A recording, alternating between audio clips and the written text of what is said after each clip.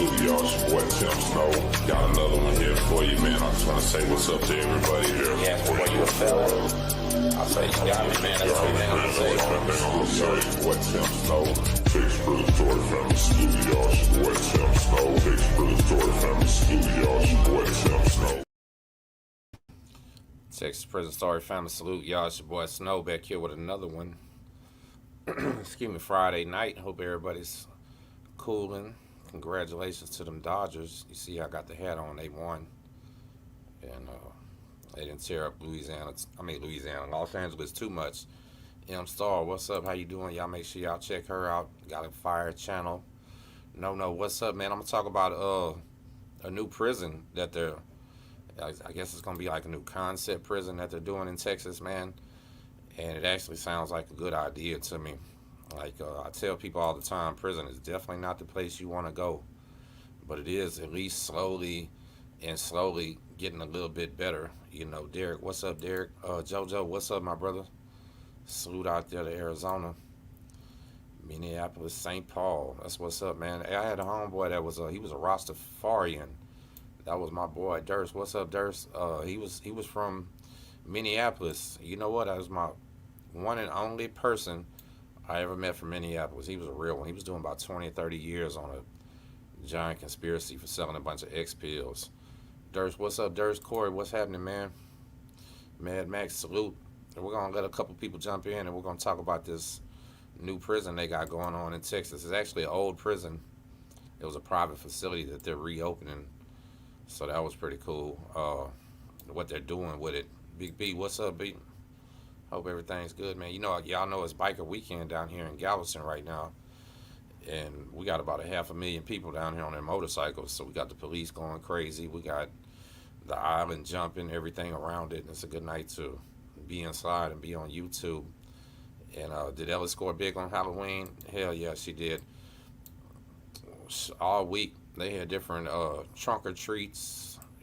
She went to a church where they had a thing. It was you pay $5 at the church, and then you could do basically all these little games and events and stuff like that. So it was pretty cool. I even met one of the subscribers, Butt Blaster 9000. Boy, what's up, man? That's a hell of a name right there, huh? I love some of these YouTube handles. Some of this is the best. It's hard as hell for me to keep a straight face sometimes when stuff like that pops in the chat. Cryptic Cholo, what's up, man? Salute. Damn, Hong Kong, okay. Holding it down in the technology capital of the world. Hong Kong and Taiwan, y'all make everything we need. This stream wouldn't even be going live, for sure. So we're going to talk about it, y'all. Listen, they're doing something in Texas I never heard of before for this system. But it's pretty good. Let me see if y'all can see that or not. I don't know. Can you see it? Prison facility reopening in Central Texas. Its first innovation unit in the state. And I said it before, man, they don't have... So they do have some programs, some things. I know they got welding. People become truck drivers, things like that in Texas prisons, right? They do have stuff, but the line is long. It's hard to get to it. You got to have enough time to even complete it, you know what I mean? And this here is going to be a little bit different. So I always say that prison is never about rehabilitation, right? Excuse me. We always say that it's never about rehabilitation. It's always about punishment. But this one is going to be just a little bit different because it's a little bit of both, I guess. You know what I mean? It's something crazy, but check it out. The Innovation Unit is part of TDCJ's Reentry pillar of its 2030 plan. One of those goals being that 95% of the inmates before they release will have a job. That's pretty amazing, right? It's going to be basically a trade school for prisoners. It's going to have to be low security inmates. It's going to be probably short timers or guys that's worked their way down, been there a long time. Basically people that are savable, I guess, is what they're looking at, right? Nobody violent, nobody like that. And it's Bartlett State Jail. I didn't say where it was. So it was Bartlett State Jail. It was a private facility. Now it's going to be this new innovation unit. Y'all check this out. Inmates at this unit will be released from the prison with a license or certification in something. The goal is to help the incarcerated enter the workforce and not end up back in the prison system. It's about changing the way that prison is, Larson said. It's now going to be programmatic. We want to make sure that we're doing everything that we can for the incarcerated individuals to help them be successful upon release and not return. I've never heard that coming out of Texas prison system before, that they're actually trying to better people's lives. Normally it's all punishment, violation of civil rights and all this, but this is going to be something different. So I'm curious about how it's going to work. And in federal prison, they did have, where I was for sure, they had an HVAC program, which is heating, ventilation, and air conditioning. Basically, you're like a air conditioner repairman. You can work in office buildings, hospitals. That HVAC program was actually serious. They got their state license. I know one man locally here that came home and started his own air conditioner repair business. It's booming. Well, actually, two of those. I'll take it back. There's two guys that learned HVAC in federal prison that have successful businesses right now. So this is something that's kind of exciting, y'all. I ain't gonna lie. This is different, right? So the innovation unit is part of TDC. I already read that. Hold on, look. This unit will house around 1,000 minimum custody male inmates, meaning they have no major disciplinary or assault history. During inmates' time at the Bartlett unit, Larson says, they will learn how to build a resume, get certifications and licenses for jobs, and leave with a job offer on the table. Larson says some of those training programs will include culinary arts and veterinary technician. It's important to make sure that they have this workforce skill, education, and training that they need, that when they get out, that they can become productive members of society. About 15% of inmates return to prison within 3 years of being released. We want to make sure that we're doing everything we can for incarcerated individuals to help them be successful upon release and not return. So I think that's pretty cool. You know what I mean? The culinary arts thing, I don't think that's too great for men. Not at all, honestly. So when I was in the federal halfway house, they had a thing called Surge Jobs for Progress, and their programs were kind of gender-based, I guess. If you were a woman, they would send you to some type of financial training where you could be a bank teller. You could, Rich, what's up? You could be a bank teller. You could be a loan officer, things like that, if you didn't have a crime that excluded that. But they also had culinary arts. And I know somebody that went to the culinary arts program right out of federal prison and has a job now at a big hotel, making good money, taking care of herself. So it's positive, you know what I'm saying? I mean, you ain't lying, man. R.I.P. Rigo. So I mean, it's a good thing, but it also has to be realistic, right? Like culinary arts and veterinarian assistants. The fuck is that's crazy, right?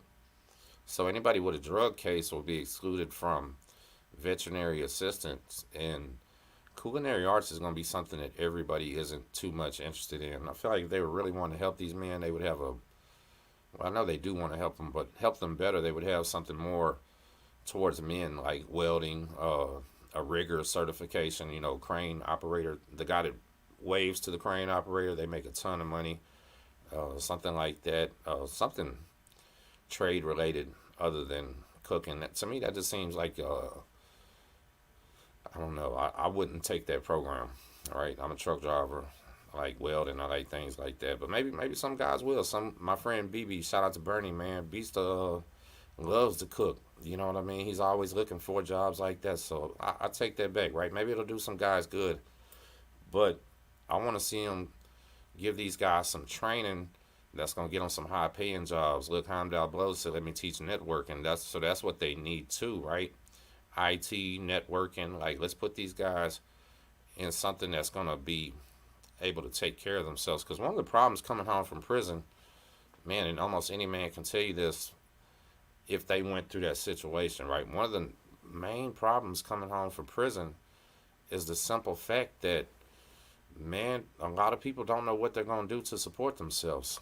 Most people that are in prison don't have like the highest education level, although there are plenty educated men in there and women.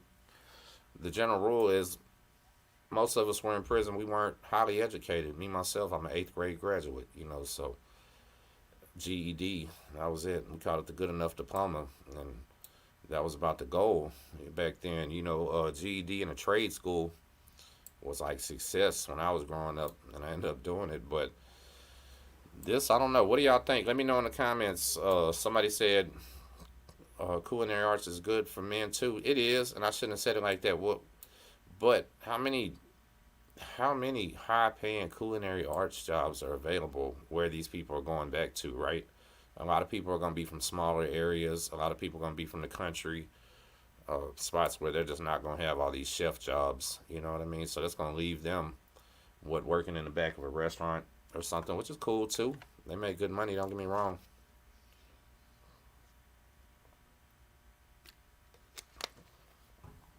But I would like to see, since they're doing it, yeah, go all the way out. Have truck driving, have welding, have, you know what, they got electrician courses.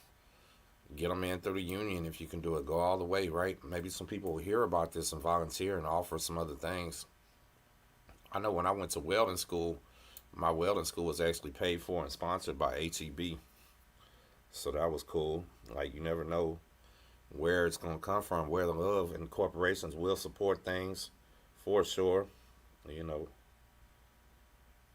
let me see something real quick. Hey, B, if you want to jump on, it's just random as hell. Come on in. I'm gonna text you something.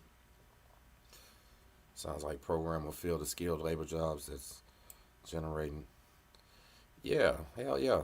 I mean, so to come out with any opportunity to say you know anything is a million times of coming out with nothing. If that makes any sense, I'm sure it does. You know, imagine coming out with nothing, nothing on your resume. Hold on one second. Damn it. Excuse me, y'all. Yeah, hey, I would, what's up, Al? Salute, Al. Shout out to my boy in Kentucky. Hey, Durst, I got your text at about 2:30 in the morning, boy. You know I'm not up, man. I gotta wake up for work at 5. But anyway, yes, I'd rather come out of prison knowing how to cut grass if I didn't know before. Let me see, man. Damn, messing this up. Hold on.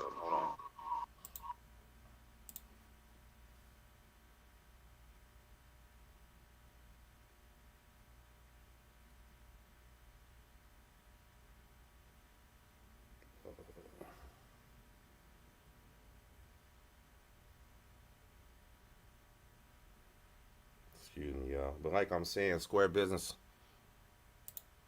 My bad. I would prefer to come out knowing how to cut grass, I guess. You know what I mean?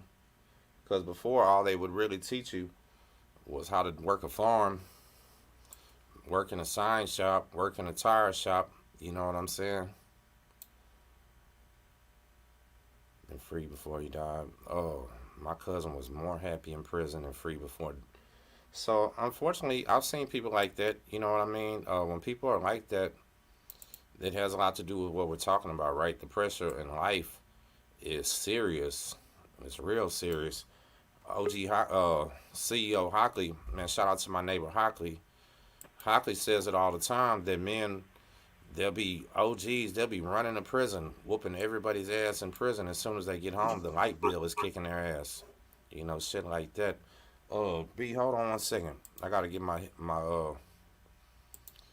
gotta grab my earbuds. I forgot about that. I'll be right back. Shout out to the guest, man. What's up? You all right? Hey, hey, hey, what's happening?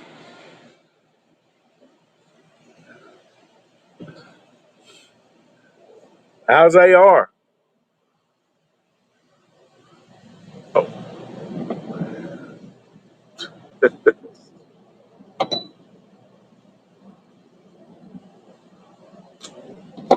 your mic. Oh,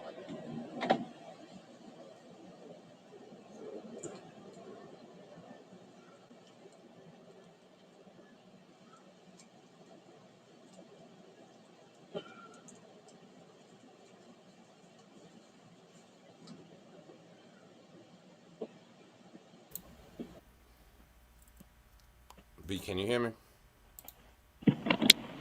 yeah, I hear you. Yeah, okay. My bad. I had to put the earbuds in. If I don't put the earbuds in, it'll echo too bad. Yeah, Yes, you know what? I got them songs gonna put up. I'm just gonna run off regular. Okay, now you're good. You're good. Shout out to my boy AR. I heard you ask about it. Man, say My boy had 4 surgeries at the same time. Eva, what's up, Eva? Salute. Happy Halloween. Hate we missed it. Damn. Yeah, so he had 4 surgeries on his shoulder at once. It was bicep surgery, rotator cuff surgery, some tendon had to be attached or something else. So, man, I mean, he was tapped out if he didn't have the surgery, but they said he should recover and he'll be fine. He'll be back to lifting weights and working out, so that's cool. Yeah, that's a rough surgery, man. It is. B, I wanted you to jump on with me. I should have brought you on earlier, but I didn't know what you was doing. What do you think about this new prison? Well, it's not a new prison per se, but what do you think about the And that's new attitude at TDC? It's going to be like a training school. What do you think about it? well, I've seen them do other programs like that, in the past, and they talk a big game, but I ain't seen them do really shit. So that's what You I'm know, kind of saying when it does talk a big game. Then when I if see you they're want to do talking something, culinary arts and whatever that was, don't seem like nothing major. You know what I mean? That ain't no life changing shit to me. yeah, if you want to, I mean, I've seen a bunch of guys back in the day when you could still drive a truck for TDC. I don't know if they still let inmates drive trucks. Yeah, one of my homeboys just got out. He was a truck driver.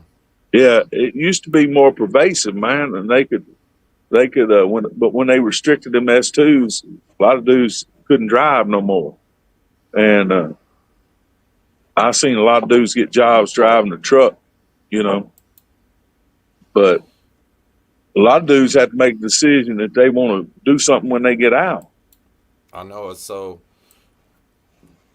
So help this gonna help this, them this help gonna be you. this gonna be minimum security. I guess trustee status dudes because they're saying minimum So security. so I So guess if you got a 3G offense, or like no. you just screwed. Right. So listen, I don't even know if I told that story, but when I first went to state jail, because that was the first place I went to, they had a truck driving program. I think I talked about it with AR. They had a truck driving program where they would pull you out of Pam Lynchner, take you to Top Street, and then you caught a little prison bus every day to Houston Community College, and you went to class with the free world people, but you wore your jail clothes, right? And I got approved. Well, I actually got picked to go to that class, but when I got to Top Street, since I had gang tattoos, they turned me around and they wouldn't let me be in it. So that Oh was the yeah, I remember you first. saying that. When they saw that, they put Yeah, you right back on. right. Well, what was cool about that though is state jail. Nobody's there longer than 2 years, so they weren't training us to be truck drivers to work for them. They were actually teaching us to be truck drivers to for real, legit help us. But I don't think they even do it anymore. I haven't heard of that in years over there. Yeah, I don't think they do that. I mean, I hadn't either. It would be very easy to set up and not really expensive to set up, class for cats like that where they could get their A plus, network plus, all that stuff. Man, I would love to give back like that. You know, something that is. But I guess they freak out so bad about technology and everything now that they may not want to do that. I don't know. I knew that they had records conversion and then they started a computer recovery where they would get all the electronic equipment from all over the system and decommission it and break it down. And those cats were learning some stuff out there then also, but it wasn't a program that TDC initiated. Right. Say, let me ask you something. So somebody asked in the comments, when you get so when you get a prison like degree or whatever, it depends, right? Now I think it's all correspondence courses, if I ain't mistaken, right? Back in the day, they used to actually come to the units and They give them still classes. Do they still come? Lee College, they still got a college program Do they?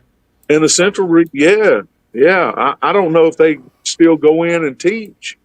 Nah. So I think it's all correspondence now. Somebody correct me if I'm wrong. Like it used to be, they would go in and teach, and it would be like a real class and everything, right? So I'm just gonna say if it's all correspondence course or so if it, I don't know, right? Like if it's Lee College and other places that would do it. I remember Mr. Larry got one through University of Houston, Clear Lake, stuff like Yeah, that. You're the the southern regions were like Rosharon and all that, Sugarland, Mhm. everything.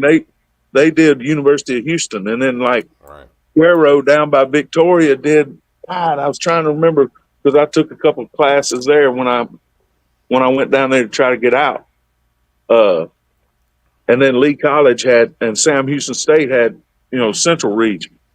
Right, right. So I guess what I'm saying is your diploma still has that college name on it. It don't have slash Oh, you look at my TDCJ. transcript.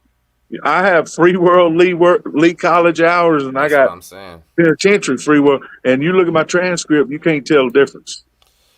Here goes my last final answer to that. I will say if it's correspondence courses, you'll have those credits, you'll have that degree, but I don't know if you'll be once you actually get out and get the job in your profession, will you know as much as the person that went to an actual on-campus college? I don't know, and then maybe had a chance to work in that profession while they were going to school. It's similar to like a truck driver that would take a correspondence course versus somebody that went and practiced driving the truck first. That's how I kind of see it, I guess. Well, I've seen a lot of cats, man, that once they decided to learn something, you couldn't stop them. They were going to, whether it was correspondence or not, they were going to learn. They were on that program. They were working their program, and uh, up until that point, you could bring all the teachers and programs you wanted to, and they wasn't going to do nothing. It's hard. Also, a large segment down there, man. Like I said, how are you going to reason with that 25-year-old kid who parole officer ain't even been born yet?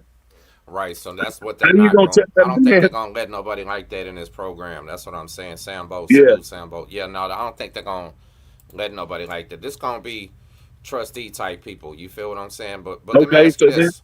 Hold then on, you're let me. going to let cats out that's done over a decade, and the ass done got old and broke down. The penitentiary got their best years, and the only thing they can get out here is menial labor because everybody, they see that X. So let's grow up mud. What's up, Bobby? So let's hope that being with Because cases and shit like that though. Listen, so the main qualification it said was staying out of trouble. I'm just in it's saying minimum security. I don't know how many guys with long sentences can work their way down to no fucking minimum security. I'm here to tell you now that X don't ever go away, bro. That murder case don't ever go away. I mean, I've been out since 2001 and lived everything down. And So let's to talk the, about that. Let me ask you something. I should have asked you that on the first interview. What's it ever been like in your life, dog, when you got to go fill out a job application and when they ask what your crime is and you write murder on it? Like, what are some of the reactions you've got? I mean, tell me like some of what are these boss man reactions? in this last round, I was out of work for a year, man, and I'd get a job offer because my resume. You look at my resume, and it's like, holy shit, the and so people get excited, and then they sit down and talk to me. But if they ask that question, I would put Harris County, 1990. That's all I'd say, Right. because some of them 1990, they hoping make that, you do. yeah, that might make But them, I would that never might make bring them it up care. unless they. I wouldn't bring it up unless they brought it up. Have you ever had to bring it up? Oh yeah, plenty. I mean, how do they react? What the fuck do they say? Is it like they want you to get out of there right now? Or are they Yeah, curious? sometimes, yeah, they get kind of weird looking. Yeah, but I Yeah. mean, I got job offers, and then as soon as the background check, and I don't care what they say about 7 years, that that is all over my background check. Yeah, so B, a lot of times I see these people on the internet. They ask what jobs hire felons, right? Ashlyn, what's up, Ashlyn? They always ask what jobs hire felons. You know what my response always is? What Was kind of what kind of felon are we talking about here? Because it yeah, matters, don't it? yeah, it really does, man. What kind of? Because you're going to have to work with the people everywhere. I don't care what kind of job you got. Hmm. So if you can't if you can't control yourself, man, ain't nobody gonna give you a job. Mm-mm. That's what I'm saying. So like, uh, I I don't know, dog. I know for sure I'd rather hire a man with just one murder case on his record to work for me than I would some guy that got caught stealing 5 or 6 times in life. You know? Well, that's what Johnny Cliftonhagen said. Remember the old sheriff for Harris County? I heard They that. asked him. This is years ago in the '80s. They asked him if he had to eat with somebody, have supper or dinner with somebody, the criminal, and he told him a murder case. Yeah, because hey, listen. I mean, unless it's some serial killer or something might take you Yeah, out yeah, next. yeah. Other than that, most murder cases was just over something that happened between two or three people. You know what I mean? It wasn't just like men don't repeat offend on murder cases very often. Do you think they do? How many people you ever known that like got a murder case then later found themselves in a crazy situation, got another accidental murder case type shit? I don't really know too many people. No, I don't know too many that was accidental. Well, you know what I'm saying. Not premeditated. Yeah, Motherfucker killed him, but you know what I'm saying. They wasn't sitting at home planning shit out. You feel me? So no, no. I'm gonna always call that an Most accident. of If the it's not time, premeditated, most of the time it happens in 10 seconds. Your life gets turned upside down just that fast. Bop, it's over with. did you hear about that guy that got killed off Ellie Road last night? Who? The guy that got killed off Ellie Road on the north side in Houston Uh-uh. last night. Yeah, listen, he was. So last night was Halloween, right? Mm. The dude was working in his garage, and somebody was walking through the neighborhood in a Michael Myers mask, dog, and killed his ass, shot him. Yeah, Yeah, motherfucker, yeah. the real There ain't no Halloween. shortage of dumbasses out here, man, and they're lining up to get in that box. Yeah, so that case is crazy because listen, it was all over the news. You gonna have to. It'll be on there tomorrow. The guy that got killed in the garage, he suspected of killing his wife 2 months ago, and now here Ooh, comes somebody in a Halloween outfit killing his ass in the garage. Like, say sound they gonna have a list of suspects probably pretty short on that one, ain't sound they? like some family. Sound like some family took care of the Goddamn issue. right. Because Yeah. you can't rely on Harris County because they giving murderers PR bonds in Harris County. Do you know, man? And I Say, don't give a shit who you are, man. That they're preying on us. They're not preying on them judges. did you hear when Harris County? So listen, I don't know if you heard about this. Harris County, Galveston County, maybe Travis County, some of the major counties in the state, they got sued over the bond system, right? And that's why they had to start giving all these low ass bonds. They lost the lawsuit because they were uh, basically ruining people's lives for misdemeanors. B dog, you go in there on a misdemeanor, it might take you 45 days to get time served in fucking Harris County. It would be so backlogged, and people were Backlog. Yeah. losing jobs, losing houses, losing cars, losing all this shit. Somebody said the SNY podcast. Man, we're in Texas. We don't even have SNY. Go back to where you from. But anyway, now so look that that that shit on the misdemeanors was horrible though, dog. Think about it. Like you go in there just a working man, you live in check to check. You might get some disorderly conduct or some bullshit because you got drunk out the bar, and now your ass has lost your house or something. So it was fucked up. It needed some change, but at the same time, damn man, like yeah, we don't need to be giving all these murderers PR bonds and shit, do we? It's crazy. Not when they're going out and killing little old ladies at the Walgreens and shit like that. I know it. It's You know what I'm saying, man? Go. I don't know, man. I get kind of go do some young kid shit and leave other people alone, man. Dance in front of a train or something. I So mean, the it's older listen, when the they do older I that, get, the less I like young people. I'm starting to realize the grouchy ass old men I knew when I was young. You know what? I'm starting to be one. Josh, what's up, well, Josh? they make it harder for everybody, man. They do dumb shit like that and So stab a little old lady. so let me ask you this. Killed 100. They killed over 200 people in Harris County, and that the person that killed them was out on a PR, multiple felony PR bonds. Somebody's asking in the comments if you ever took a bird bath or washed clothes in the toilet Hell before. yeah, hell yeah. And by a I, bunch of times, the huh? whole time I was on Ferguson, I didn't wash my head in the shower. I washed my head in the cell. That's telling I you a wasn't lot right getting there, my huh? eyes full of soap and get clowned. Man. But you didn't have enough time either. You're either gonna wash your butt and nuts or you're gonna wash your head. You didn't have time to do everything. Man, I That can run your remember. head. Dog, listen, I know it's probably the same way. I can remember. What do you even call them showers that come up out the ground, like a shower tree or something? I don't know what you call that I, little shit, bro. It'd be so that shit comes out in a few different directions. You'd have to go get wet, step back and soap up while your homeboy is getting under the water. He does the same shit, then you go in there and rinse off real quick. You know what I mean? You got like 10 people standing around this shower trying to make it in 90 seconds, man. That shit was unbelievable. But you know what, B? So listen. I did a story. Diana, thank you for that. I appreciate that.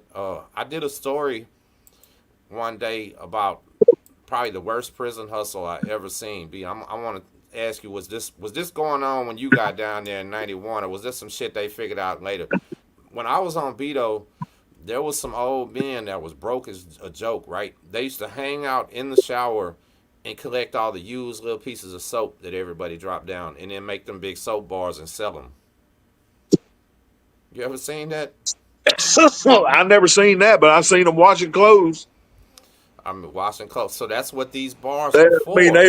they had laundry No, on so the. listen, these dudes would make these bars out of the free state soap. They're picking up state soap that's got nut hair on it. It's Yeah, been and pissed off on these motherfuckers. Like it's full of nut hair for one, for sure. They're picking it out the drain, dog. It is come on, man. disgusting, right? This is their hustle, though. They're collecting nut hair soap bars. Well, I mean, That's how you low prison can get how you, you man. think that sack? How you think that bread sack full of hamburgers got back to the block? That son was riding up sitting next to somebody's sack hanging down. There were two sacks. Real talk. Yeah.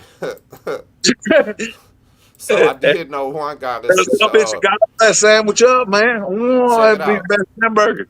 There was a guy from, I think he's from Katy, named Jeff, and his name was Cadillac. Jeff was so fat, he was really really large, but he lost some weight. But losing the weight, he was still really really large, right? So he had this loose skin with these big rolls and stuff.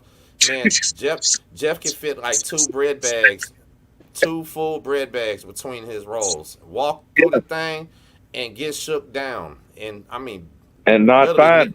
never find them. He'd hide Yeah, cell phones in that thing. He told me he'd hide yeah, everything. bro. Look, They my come boy out. They say, come wish a out. motherfucker would try to sell me that soap. No, so listen, that soap, the soap bars are literally this big, right? They're Yeah, like, I what is it? remember them little. They come in a big old brown box. It was just Remember, little. they're They're about an about inch 2 inches long. by 2 inches. Nah, they're about probably an inch long They- and a half inch wide nowadays. They're small as oh, shit, right? shit. And remember, they were either green, blue, or pink. They were like little lye soap or whatever. They were some Yeah, strong ass shit, it was right? all So TCI made all that shit. right, all Texas made shit, exactly. So those little bars, after you use these things, they're like the size of a fucking quarter. You know what I mean? If you really wash your ass, they're tiny as hell. So they slip right out of your hand. You be in the middle of washing up and boom, your soap shoot out. And you're like, fuck. Because they only give you two. So now you got the other one washing your fucking ass. Boom, it bitch shoot out. And there's no picking up the soap in prison, dog. That just Yeah, ain't, yeah, that's what all the jokes are that's about. just gone. So once you lose them two soaps, it's shower is over. Yeah, shower's done. But here goes. Imagine how many of these little nut hair soaps they got to pick up to make a fucking brick sized bar. And what they would do, they would sell them bars to people that are cleaning cells, washing clothes. People would get them to do their floor. Like nobody would get this soap and then go take a bath with it no more. You know what I Yeah, mean? But it was literally for cleaning toilets, cleaning cells, and I wouldn't buy one. I wouldn't buy one of them motherfucking bars because I just knew in the middle of them there was about 50 people's hair in that shit. I just ain't doing it. rub it down to the hairs. Mm-mm. Yeah, that was man at the wind unit. You know, the laundry was a long ways from the shower, and the kitchen was right next to it. And man, that's where I learned and saw some of the wildest smuggling stuff I ever seen. Man, they would load that food up in them buggies and take they're coming out of the laundry, and they would transport it down the hill in them buggies. And every now and then the laws would get wind of it or something, and they'd try to catch them. I remember one time they got after this Mexican dude named Herrera, Dusty. I mean, anyway, he was funny as shit. He was about 5 foot tall. Well, they chased him down the hill. He jumped on the back of this buggy, a wooden buggy with them rough casters. It was full of clothes and it had food in it from, the bread sacks full of food. Right. So they got to get it and pass it in the shower. That's where it works great, right? Well, they took to them, and Dusty jumped on the back of that buggy and rode it down. There's a hill, at the wind, you ride, you go downhill. He rode that buggy down that hill, outrun their ass, and he rounded the corner and pushed the buggy, and they're chasing him, but he outrun them. So he got into the shower before they caught him. Well, he run in there, and they had a big old fat laundry sergeant down there named Ekus, right? And Ekus was a big old fat lazy son of a bitch. Well, Dusty ran in there and hollering, "They're gonna kill me! They're gonna kill me!" and ran behind him, hiding. Well, now all these laws run in and they're breathing heavy. I'm gonna kill that son of a bitch. And Ekus is like, "Oh, wait a minute, y'all can't." Whoa, he stopped them. Well, Herrera's back behind Ekus, shooting a finger at him and cussing, fuck y'all. And the laws would point at, "Look at that mother, look. And Ekus would turn around and Dusty would go like this, like he was scared. Oh shit. And by the time he did that little show, all the other people, saw the play. Everybody's distracted. They got all the food out, and now the laws they got it out. So now they would search the buggy. So Ekus says, "Well, search the son of a bitch." Well, they search it, ain't shit in it. So they look like dumbasses. It's funniest shit I ever seen, man. Him riding that buggy down that hill, man, and made that turn with it. Say, man, there's so much sleight of hand going on inside of a prison, ain't it? Yeah. Yes, yeah. distracting moves. But like you talking about the dudes making the soap, everybody's got. If you ain't got nothing, you got to make a hustle. I know. So you talking about washing clothes and all that stuff, man. So the reason I don't like to talk about this beat to make fun of people, right? To like disrespect nobody. I like to talk about it to show men how low in life that they might become because you find yourself inside of this place where you are literally trying to steal some vegetables to fucking survive, or you're literally trying to smuggle somebody else contraband so you can eat for the next couple days. That's right. You're literally picking up nut hair soap because you've been starving for 20 fucking years. So washing cells, eating washing soup clothes. and corn chips after they done starved your ass with that VitPro. That's some shit right there, man. They starved everybody with that. So I'm glad I didn't ever have to experience that. Was that true? It really was putting boils on people and shit like that? Yeah, man. Bro, they would bring that shit in from Canada, and I don't know what other units they were doing it at, but they would bring it in to the building that records conversion and computer recovery was in at the wind unit, right? So because they had a loading dock, and that stuff would come in a big old vat about as big around as a table, like a big dining table. And it was cardboard. It was full of that shit. It looked like cat food and dry.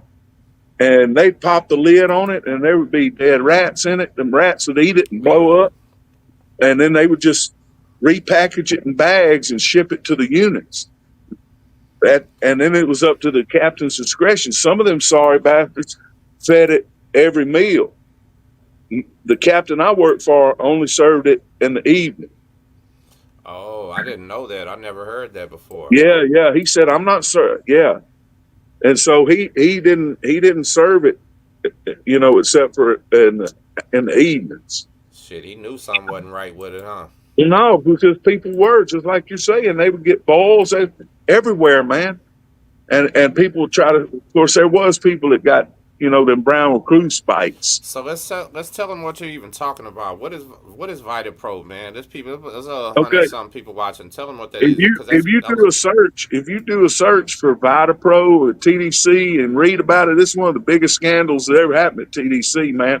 A guy named Yank Davis and the head of TDC worked out some kind of program where they were going to buy a meat substitute from Yank Davis and VitPro.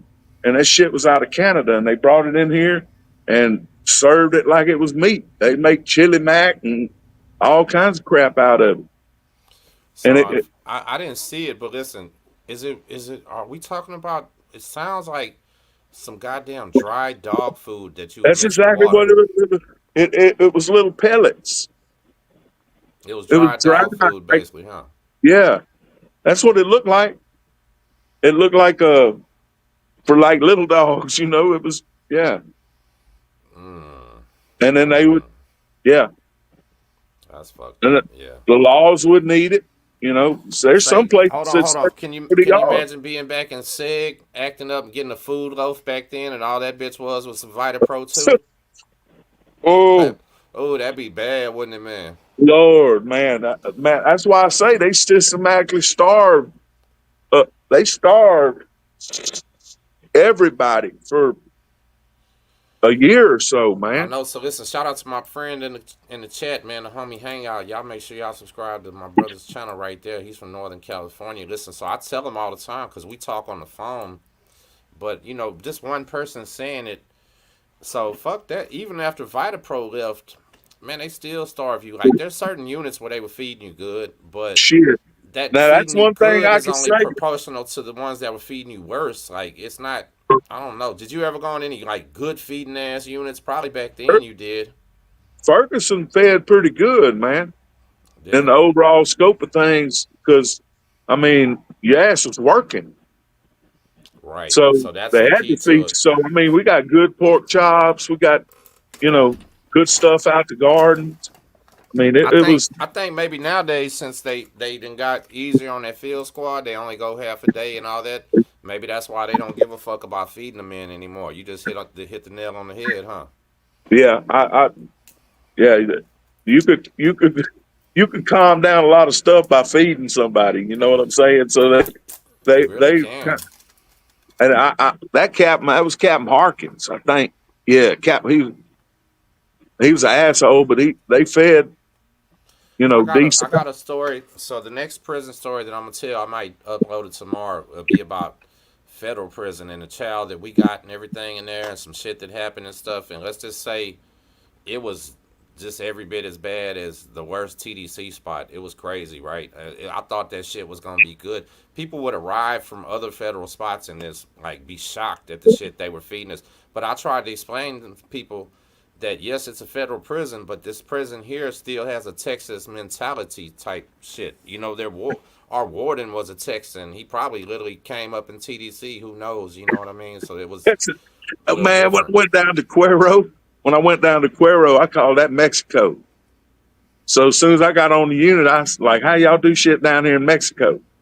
uh Messing with the laws and everything. huh. Well, they had a big old lieutenant, brother. That dude was so fat. He'd sit out there at the searcher's desk in the mornings before breakfast. He was so fat, and his head looked little.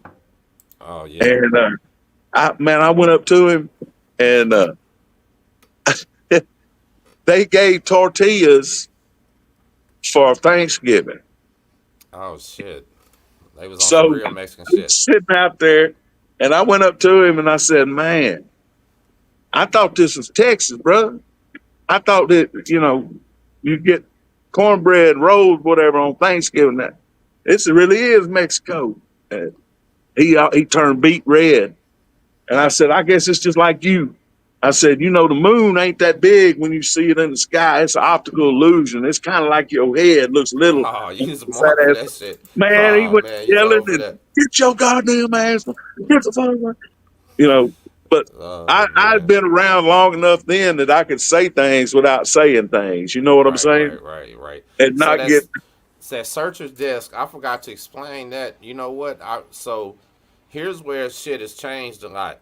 I know it probably was like this when you went down, right? You went down uh more than 10 years before about 10 years before I did, a little bit more than 10 years than I did. And yeah. You said that the other day about 1990. 1990. I was like, shit. I was on my way to TDC then. yes, but check this out. When I got there on Vito, so it was so hard to check in. Like it was so hard to go do that life endangerment and all that bullshit back that time. Were they doing this to people back then? So if somebody was literally trying to go like get shipped off the unit because they were scared or they were getting raped or they were getting extorted or robbed, they would fall out of place. It seemed like during chow or something or somewhere where they didn't have to draw a lot of attention, and they would go to that searcher's desk and beg for help. But Yeah. do you remember them making that motherfucker that did that stand at that searcher's desk literally all day after that and run chows past this and all that. Did they do that on Ferguson too, like they did on Vito? Like they're gonna humiliate the hell out of you and give whoever a chance that you're running from to get your ass one last time. That's how they were doing it over there. Yeah, I don't, man. I think they took that shit a little more serious on those units than they did like Cuero. You know, I don't. They'd make you stand out there like throwing your ID, your ID at Mm-hmm. commissary Peter Hunt, throw your shit at Ferguson, throw it in the locked chow hall doors. You Yeah, I couldn't get think they nobody. trained them cocksuckers to do Yeah, that, man. Peter. Anybody's been in the 90s and all that 80s, they know Peter Hunter. That's a piece of shit. Anyway, uh, they would, man. I think they made a dude stand on a coke box one day, Oh like they yeah, used Mr. to Larry used to talk do. about that all the time. Yeah, but they wasn't supposed to do that shit no more after Ruiz. But there was still some legacy of pre Ruiz at like the Ferguson unit stuff like that. But anybody caught out, I didn't remember seeing them. No, they Like grabbed him right posted, then. displayed for everybody. So it was It hard as usually, hell to catch out back in the day before that safe prison, and then so even when the safe prisons hit, that shit took years before they started taking it serious. It had to take so what made the Texas prison start taking safe prisons a little bit more is when people's families started finding out about it and trying to hold them responsible for shit when they were brutally raped, killed, extorted, all that. They were like, wait, what about this policy you're not enforcing? You know what I mean? So they did start making it easier for people to catch out. But that's why I was telling the other one, like, there was no SNY or all that other shit. There was.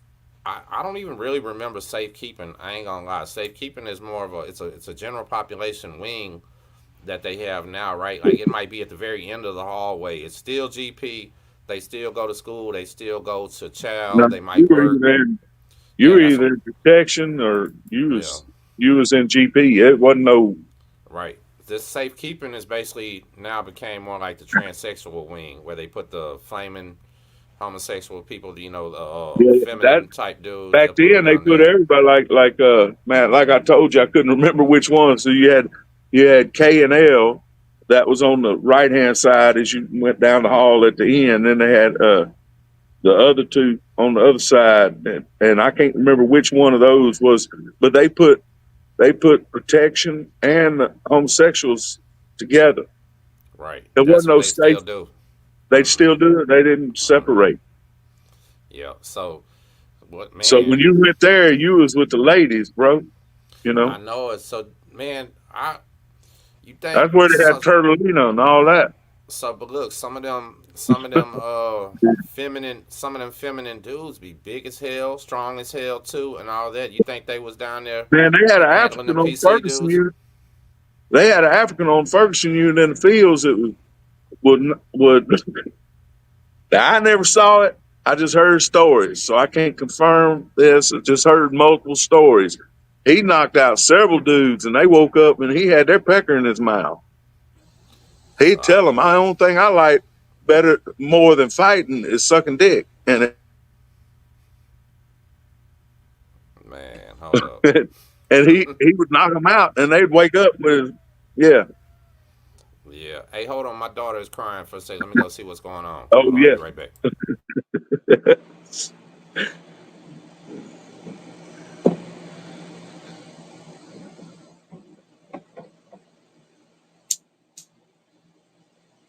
dead air, Jesus, and tell a story. She must have been having a bad dream or something. I heard her. I She went screamed. blank. She Should have screamed in been there for a telling minute and yelled. I didn't know what the hell she was saying. So now I guess she had a bad dream. I don't man, know. take care of her. Yeah, She's but good. that's some shit I heard. So I just mean, because just so 'cause they like to do that, you still had a there's still a man. look, one of the craziest stories ever that I heard is still when there were building tenders, and there was one of them. He was from Galveston, a white building tender, and this guy, his partner in crime or lust or whatever, was a black building tender that was from Dallas named Tiny. Tiny was like gigantic, 400-pound dude or whatever, and they like to rape people together. You know what I'm saying? They would come in there with them knives. You know, building centers got the permission to kill you back then. Yeah, batons. They let them keep batons. They have fucking sticks. Yeah, on East Ham they had knives. They had real knives on East Ham, sticks, chains, pipes, everything. They said Yeah, that's why they were doing it. yeah. It was medieval, man. That Shit, was that was medieval. building Think tenders about it. was medieval shit. So I asked Mr. Larry one time though, what he think. Hey Gypsy, what he thought that he liked better, because Larry did some building centers, I think in '84, whatever they stopped or something like that. So he did 9 years under the building center system, and then the rest of his bid with the guards. You know, he said he preferred the building center system back then though, because the building center system, there wasn't no real live rules, dog. They're like, you weren't worried about a rule book or whatever. It was just Yeah, you got to know how this building center like this shit ran, and you stayed out the way. And if you had a problem with anybody, so there was less problems because people knew the building centers would let you take care of them. You know, he said it was more respectful and more convict, like, you know what I mean. Then when the guards come, they didn't know, man. They just were wilding out, I guess. You know, just didn't I know. heard. I heard both ways. I heard both ways. You know, if you got the eye put on you where they were, they could mess with you in ways you couldn't even imagine. The building centers. Yeah, Oh yeah, no, I mean yeah. What the fuck? They do anything they want. So the story I'm talking about, the most infamous story ever, and it was in court. One of the inmates came and testified at at the Ruiz thing. Right? He like was one of the witnesses. He said they came in the cell. The white dude and the black dude came in the cell with a big ass long knife, put it up to his neck, and these men had already killed multiple people. Right? There wasn't like a if and or I wonder yeah, if they're gonna kill me. You know they're about to kill you. So they told him they wanted him to voluntarily give them oral sex. Like they wanted him to just freely do it, right? And he said, "No, you got to kill me." So instead of just instantly killing him, now their sadistic side comes in. They want to torture this man and do all this shit. They made him roll up in one of the remember them old prison blankets, those gray wool, whatever the hell they yeah. are, or whatever scratchy, itchy blankets. The So they army made him blanket. Yeah, right, the army blanket. Thank you, Gypsy. So they made this man strip naked, roll himself in the army blanket, and then poured water all over the blanket and hold one side of the extension cord while they zapped the blanket with the other side of the cord.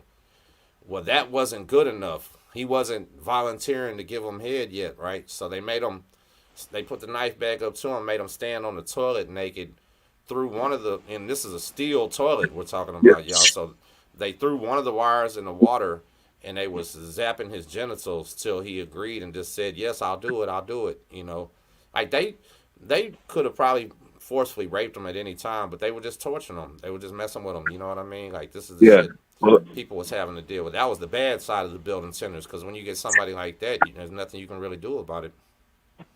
Gotta kill yeah. their ass.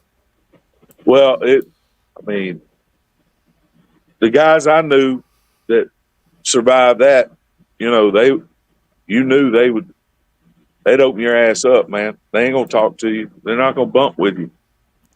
Now there was a famous building center. You got to look him up, B, when you get some time, or anybody watching this. I think he was from Dallas. He was a white dude named Jerry Ray Bolden. You ever heard of him? Bolden? Yeah, Uh-uh. man. Jerry Ray was. They said he was like a boxer too at the same time. So he had really good hands. He kept. I think he was one of them that kept that nightstick baton thing. But in real life, listen, him and the other building centers, they used to dress up in the Klan robes, like 100% real Klan robes, and walk up and down the hallway with their batons. You know what I mean? Can you imagine how the black and Mexicans felt in there while these dudes doing this? Like, man, I'm talking about that's a low feeling at that moment. And then they're the guards. You can't do shit about it. You know, No, because of what officers are there are probably in the Klan too. true, yeah, true facts, right? That's what I'm saying. So this man, it's never been the life you want. Even back then, even so, the few that said they liked it better, you'd have to deal with shit like that, you know. And Yeah. I don't know if I mean, I don't know if I'd like that. so, what do you think now, though? Now we got all these That's a Nigerian goddamn nightmare. guards. The thing you posted the other day with all those guys with the knives and everything. Yeah, That's a nightmare, man. You can't do nothing. You can find yourself at the point of that, man, you're in trouble. Did you see them knives they had, B? Yeah, Man, them yeah, boys had swords, didn't they? yeah. That's.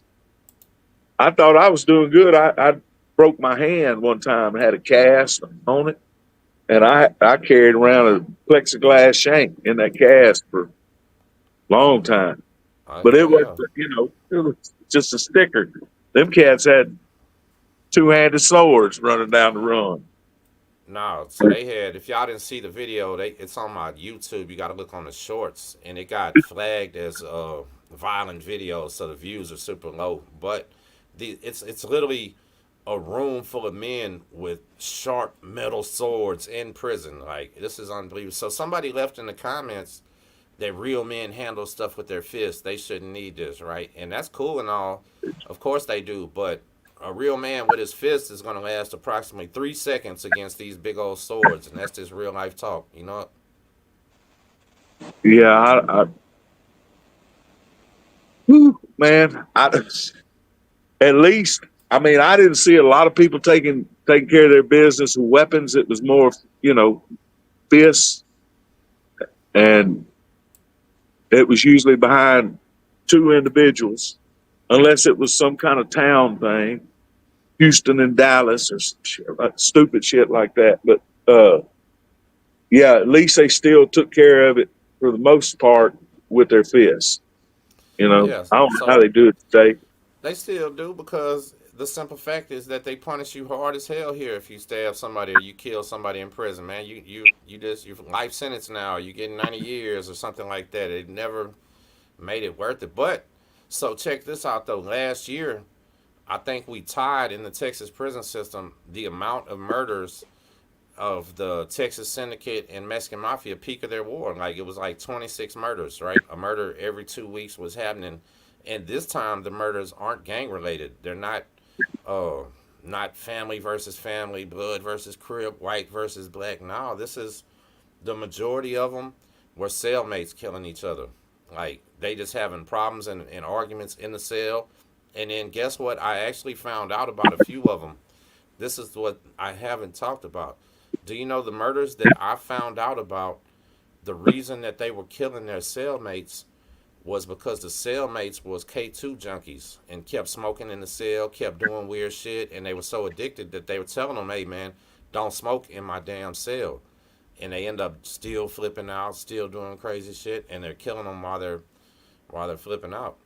Well, I mean, if you're locked in a box with some bitch and y'all go at it, I mean, you just, I mean, you take for granted that he's gonna let up on you if he gets a better hand. Most they're not. They're gonna hurt you too. So you're fighting from the start to hurt. Yeah, You, it's a serious situation when you're locked in there at night. And and it don't so, take but a second to bang somebody's head real good on one of them bunks, and they're dead. so another You know? thing a lot of people don't realize. Listen, in our prisons, you don't get to pick who your cellmate is, what race they are, none of that shit. You just get a random roll of the dice. You might get a booty bandit cellmate. You might be black and you get a Nazi cellmate. You might be a Nazi and get a Black Panther type cellmate. You know what I mean? Like there's no picking. Now, after you get on a prison, it's possible to pay for a move, to work out a move if you know an officer, but it's not the average person ain't just walking in a prison and saying, I want to go in here with this type of person. It's not real. You know what I mean? No, they still when I was on Ferguson, they still they would try to put you like if you were affiliated with something, they would try to keep that. I never saw them splitting up too much. I don't know how. I mean, So you know what though? Listen, so when you got to Ferguson, they would already lock up the gang members, right? But at that time, they hadn't built. They were working on building the high security prisons and all that. Do you know they ran out of places to put the gang members? So they was having to keep them on places like Ferguson and shit like that. And then they start building more prisons and grabbing them more and more and more to eventually there was just none left. They were all in lockup. You know what? yeah. Well, that's. I mean, I want to say it was like '93, all of '93. and 94 that they emptied out. They emptied out Ferguson close custody several times. That and they would go take them to one of the newer units where they Right. could. And they Yeah, probably gang members back there, huh? and probably so. Yeah, and then I don't know how. I mean, it was all close custody, brother. I mean they Bad it was actors. wild youngsters, Yeah, and man. I So don't. It's they would fill it right back up. I don't know where they were. I don't know where they're finna bringing fill them it up from. quick. So my homeboy Gary, shout out to Gary from Corpus. He was on Gib Lewis while they were building the high security part of it, right? It was already a prison, but they had inmates and crews over there building the high security part. He said the day the high security opened up, a whole bunch of people got move slips and on the chain right across the way to the high security. Like they were that so they were I want to say he said there was a gang called Wham, White Aryan Mafia or some bullshit that only started there, but they were like walking around repping it full blast with their swastikas out. He said it was AB, AC. Everybody was cool and they were chilling. And then when they opened that high security, all of them got locked up. Never got back out either. Stayed back there for the rest of their time. Shit. Well, I don't know what was worse. Some of the, I mean, that sounds the worst thing I ever. I mean, when you walk down that hall at Ferguson and Ad Seg had all that metal up, and they just had a, a bars that went out where the officer and the picket could look out in the hallway, and then each Seg door had just a little window. You didn't know what they were doing back there to people. I know it. That's how Because this. I seen them, man. One of the first things I ever saw when I was on that unit, they were carrying a guy like Samsonite. It's two officers. They had him hogtied, his hands and his feet, and he was shackled, and they were carrying him like a suitcase. And he was cussing the shit out of him, and they ran him into the crash gate. Oh, I believe it. Hell yeah. They ran him straight. I mean, Head first, they probably, said, huh? "Huh?" Head first into that thing. I didn't hear. I said they ran him head first into the crash Head gate. first into them old crash gates. Yeah. That Ferguson unit, you could hear it. Dong! I mean, yeah. Keep talking. Say on And no Darrington. Listen, telling what hold they on. did to get you back behind that metal. A few years ago on Darrington, when I first started YouTube, there was a guy on Darrington that was mentally retarded. They said that he had major disability, mental disabilities, and he was handcuffed. And a guard back. He was coming out of SEG, right? But they had him on camera. A guard suplexed him, dumped him on his head, and killed the man right there for no good reason because he said something he didn't like, and then the guard got found not guilty too. Like that's the type of life you don't want. They'll kill you in Yeah. that back there. You know? Yeah, that I walked by that son of a bitch many a day and went, man, thank you, Jesus. I ain't back up in there. For real. Hey, I'll tell you something that I didn't tell Wayne. Thank you, Wayne. I appreciate that. So something I didn't tell everybody. If you remember, if you've been following, I've been talking about every now and then that prison guard that died running that extraction team, right? And they can't explain how he died. Supposedly he got strangled or some shit. And now, so let me back it up. There was a man who stuck his arm through the tray slot, right? At feeding time. He was in SEG. He wouldn't pull his arm back out. They call that jacking the slot. That's taking control of this slot. Now, they cannot handle that. They will not tolerate that. And if you refuse to take your arm out, you're going to get an ass whooping. Point blank, period. That's just what the punishment is, right? Ass whooping. So he refuses to take his arm out and bust the It's light the out of same his as cell. cuffing up, right? If you refuse to Right, cuff up, you're right, gonna whoop right. back. You're gonna whoop your Okay. ass. Same thing. So anyway, listen. Apparently, he bust the light out of his cell while the team was suiting up or whatever. They come, they run this team on him, and one of the officers on the team dies.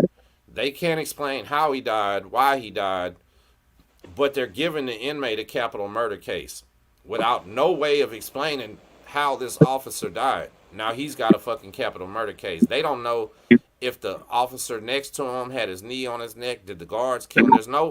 So far, no proof has been released to this man's family, no evidence, no nothing, but there's somehow a capital murder charge on this, right? But check it out. The Mm. lieutenant that was over top this team about a week or two ago was just terminated and fired for unauthorized use of force on people. Like literally some other cases. I don't know. Well, we don't know. So they haven't released is this termination got something to do with that officer that got killed, or he just obviously made a habit of running teams on people he didn't like. But he's terminated now, right? So that family of the guard is at least happy about that. Like the one responsible for the whole thing is fired. I don't know if they brought down the heat on him or he just had that eyeball on him or what, but that fucker's gone. And he literally was using that team to just whoop people's ass. Yeah. Just, man, I don't. That's when they talk about the old days. You know, they could. I mean, I got in a fight with a guy on the wind unit, and they wanted to hide me away, and so they diesel treat me for a little bit. You know, they kept me on the bus, and People don't even believe that's real. Like shit. tell them what that really is. Texas, they can wear the feds do it. I mean, the feds are known for that. They diesel treatment, but Texas Feds, is so big that they can put you on a bus and you can't get mail. You can't talk. I mean, you're basically incognito. You're an unperson, man. You right. So check this out. My homie asked, are cell extractions videoed in Texas? They are videoed in Texas, but it seems like every time, and this is generalization, seems like every time somebody dies or you have a real problem, the camera got broken during the yeah, scuffle. The video is corrupted. It's never, it's real. But so this is how the feds do it, right? Because luckily I didn't have this done to me, but I've heard stories and had homies that do it, and you're gonna catch that diesel therapy if you got a lawsuit against them. You're gonna catch that diesel therapy if your family keeps calling and complaining and causing problems. If you're writing grievances on the officers. So what the feds would do be, it was brutal. Their shit's nationwide, right? They would pack you up. Listen, they would pack you up, send you from prison to prison, hold you in these fucking shoes where there's no phone calls. You can't write. You don't got a stamp, nothing to write your family, Johnny Sacks. bro. They Yeah, would keep them on diesel therapy till their fingernails were long, their hair was growing out, like because you're not getting a haircut, you're not getting hair clippers. Dog, they don't have proper hygiene shit. Their teeth are rotting out on them. You know what I mean? And it's just a punishment for you thinking you can beat the system in any type of way. They're gonna put you on that bus. Oh, and then here was the craziest part: your mail can never catch up to you either. yeah. Right? Your mama's writing letters like, "Damn, Tim, where you at? I ain't heard from you in a while." The letters going to Beaumont. They done sent me to 6 other prisons. That motherfucker got to follow everywhere I All went to. one up. That diesel therapy is some Yeah. crazy ass shit, and it's Well, I mean, real. in Texas, they get you up at what 4 in the morning, 3:30, 4 to catch a chain. Yeah, yeah. And so then they ride you to the unit. You ain't gonna get somewhere where you can lay your head down till, 6, 7 o'clock at night, probably. And you Especially already if they know you might have to listen. If you're going from like South Texas to North Texas, you're not gonna make it in one day. correct, No, hell correct. no, you're not making it in one day. Yeah, yeah. They'll if they want to put a lid on it, they'll put a lid on it, man. So I remember stopping. Listen, I had to stop on a chain bus at Pulaski unit, right? Man, when you walk in the back door at Pulaski unit, there's like some medical cells right there, something with a window. I don't know what the fuck them cells were. There was a big, strong, swole, muscular looking ass black dude butt naked masturbating through the window on us. I said, man, what the fuck kind of place is this? Welcome here. You know what I'm saying? I'm just looking at that shit like, is this guy for real right now? He was for real. He was for real, dog. I'm just like, That's the one wow. thing you never knew what you was gonna see or hear on that chain, man. You ain't lying, huh? I was shackled to this SA one time, man. And he was fucking with the guard, and I mean they were serious. And that guard told him, he said he was Hispanic too. He told him, he said, you run, I shoot you in your ass. He said, I know Oh, shoot big boy, but I shoot you right in your ass. They were that's jaw. I'm like, man, I'm chained to some bitch. Yeah. You know, Like, man, I'm that's just when I there. would have had to tell him, hey, man, your ass better calm the fuck down right now. Chill out. Yeah, Don't get me shot, bro. We ain't having that shit. That's fucked up. that So you that never knew what you were gonna, you know, you who they remember were that? gonna Hold rescue on, you hold to. on. Did you ever in your life ride that chain bus and have to take a shit? No, thank you, Jesus. No, thank you, And Jesus, nobody for I was ever real. shackled to had to either. I ain't never even seen Well, nobody man, take a the shit on there. dude Have you? talks bad to you, man, because you knew you was on chain. You know, why you wait till this minute to now you got a shit? You know You know, why? Because they're scared. Their guts are bubbly. I They're don't know. terrified. Yeah, but I mean, you know, damn, man, you knew you was going. Why didn't you piss and shit before you got on So this? here's what I always said thank you, Jesus, for. That I ain't never have to sit in the bus seat right next to that pisser. Cause them motherfucker be bouncing and shaking and shit. I know damn well he done got pissed on Sloshing three or four times. You know I ain't bullshit neither. I know exactly what it. You could, yeah, you could smell it. Yeah. Man, when that man shakes his dick after he pees, it's going on somebody sitting on that bench right there. It's crazy. This is not the life you want. That's what I'm saying, right? This is crazy. And Yeah, if you because you did ain't happen got to no have to take a control. shit, no, so listen, if you did happen to have to take a shit, what we're talking about, y'all, is in the front of the bus, there's just a little plastic thing that it's the shape of a toilet seat, and that's all it is. It's a tank, and it just splashes around while you're driving in this fucker, and there's no toilet paper. Imagine having to take a shit on that bus and there's no toilet paper. What's next? Because when you get to your unit, now you got to do a strip search, squat, cough, bend over, and spread them, and you didn't even get to wipe your ass. What are they Shitty gonna? booty. Oh, this shit can get tragic, man. This prison shit can get tragic in a million different ways. I promise you, and, that's and fucked up. and you think stupid. You do something on that goddamn bus and get them where they got to get other officers out there. Oh, they're gonna That break your yeah, you leg or see something. real redneck shit. Then man, I seen one time in the fields they laid it down. And the whole field squad in Ferguson. I don't know. There's a bunch of folks out there, and they laid it down. And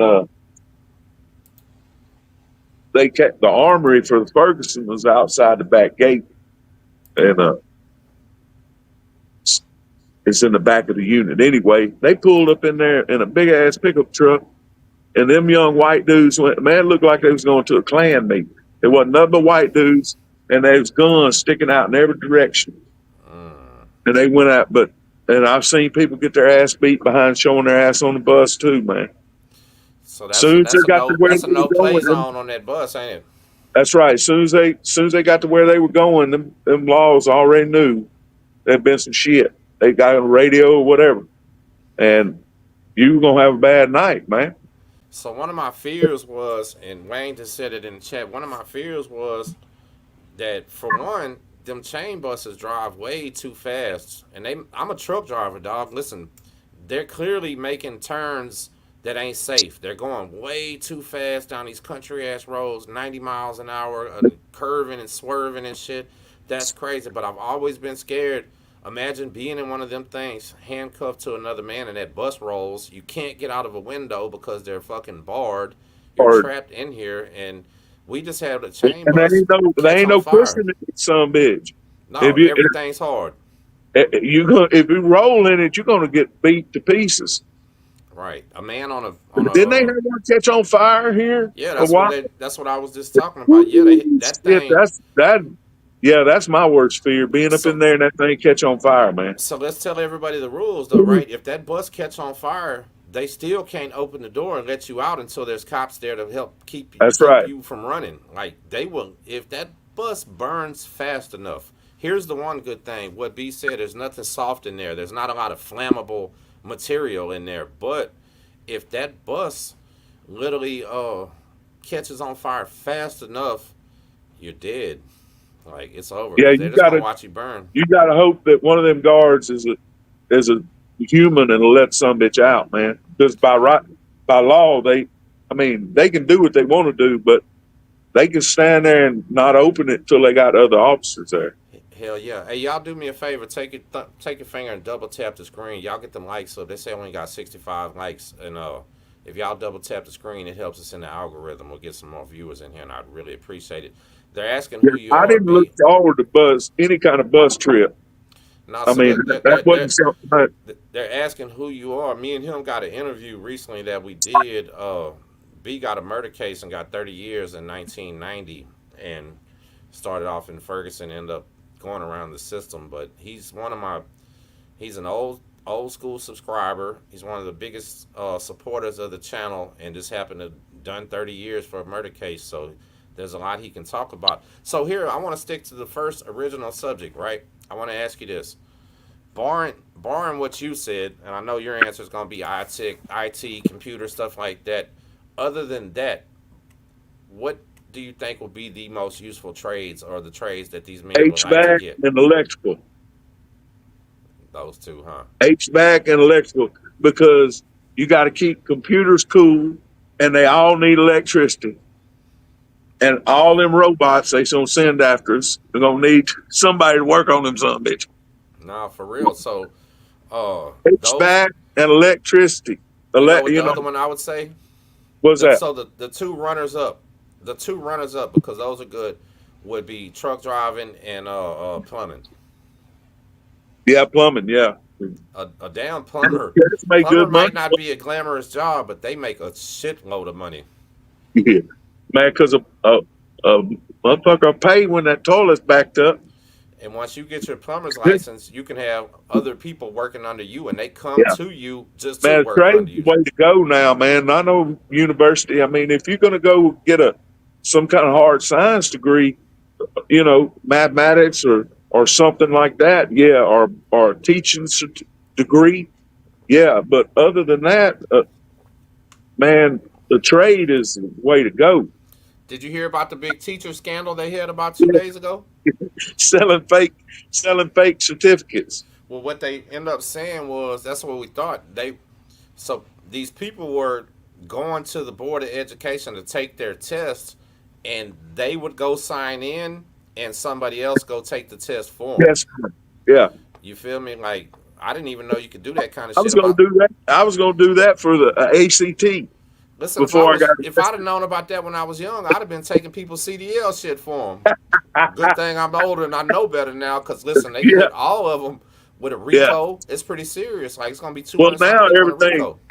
Now they got a picture. Now you digitalized. You're everywhere. Back in the Right, day, all that shit wasn't digitalized. You could have somebody different face and a different name on license, and right. but not So, now.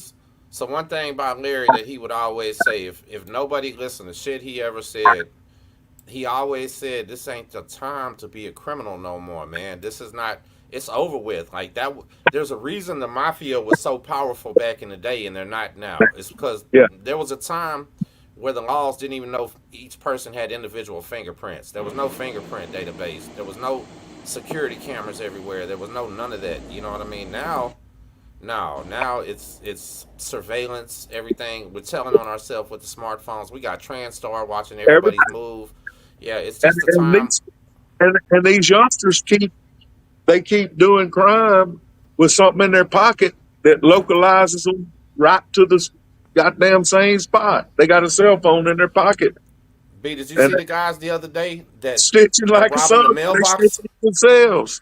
Listen, the guys in Houston the other day, it was three of them. They were robbing the mailboxes. Did you see it on the news? They put $100,000 reward out on these dudes, and within a day, two of them was caught.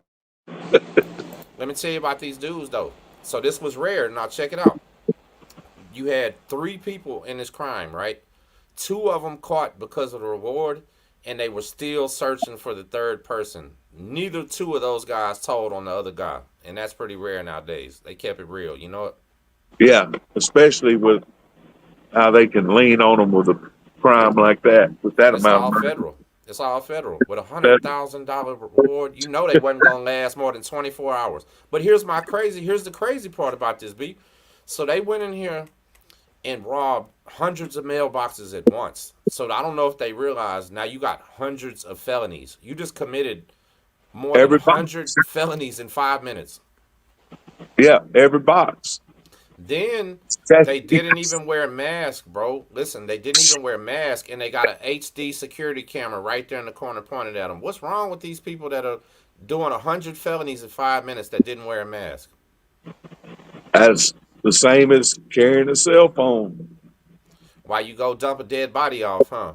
Yeah, or doing something in front of a Tesla that's recording you. Just because you walk by, you Did you don't even see? know. Did you see You know, yesterday's? you know the Tesla snitching on you. Man, I didn't Does even. Yeah, anybody know that some bitch will snitch on you? yeah, it records everything, huh?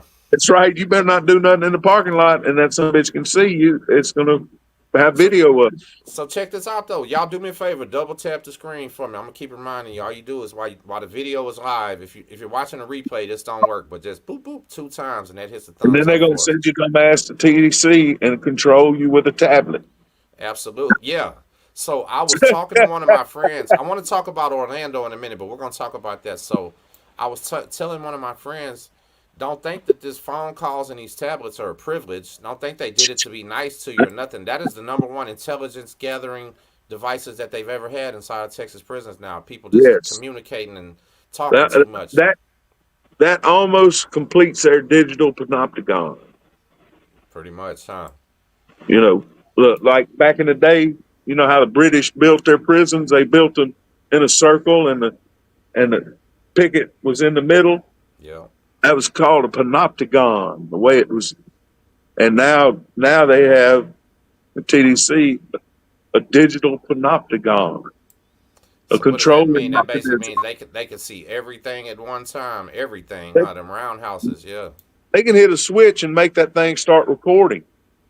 So Oh, you're I in your believe cell it. thinking talking to your homeboy about some, they can listen and then turn it back off and go So to you the know what next. used to happen to us in Galveston County? Listen, we had them little panic buttons with the box that you could hit it, and it had the little speaker, right? And we didn't have a rule that we couldn't hit that button. It wasn't no shit like that. We'd hit that button constantly and fuck with them laws, right? We beep, hey, I need some. What the fuck you doing in there? And it would get brutal, dog. Like they would harass the shit out the laws. But here was the crazy thing: they they could reverse do it to where it wouldn't make no noise. Normally, if we hit the button and they answer, it would go beep, and you would know that they're there. And you start talking.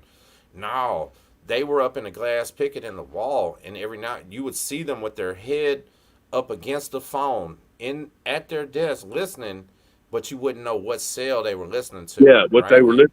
Yeah. And so people would yell out, "Hey man, that motherfucker's on the phone. He's on the phone," and everybody shut up if they're paying attention. But obviously the cop, that was like a flaw in their system or something because it wasn't very loud. They always had to put their ear up to the phone. But anybody that's ever been to Galveston County back in the day will remember that. But can you imagine how much shit they caught people saying just by putting their ear to that phone?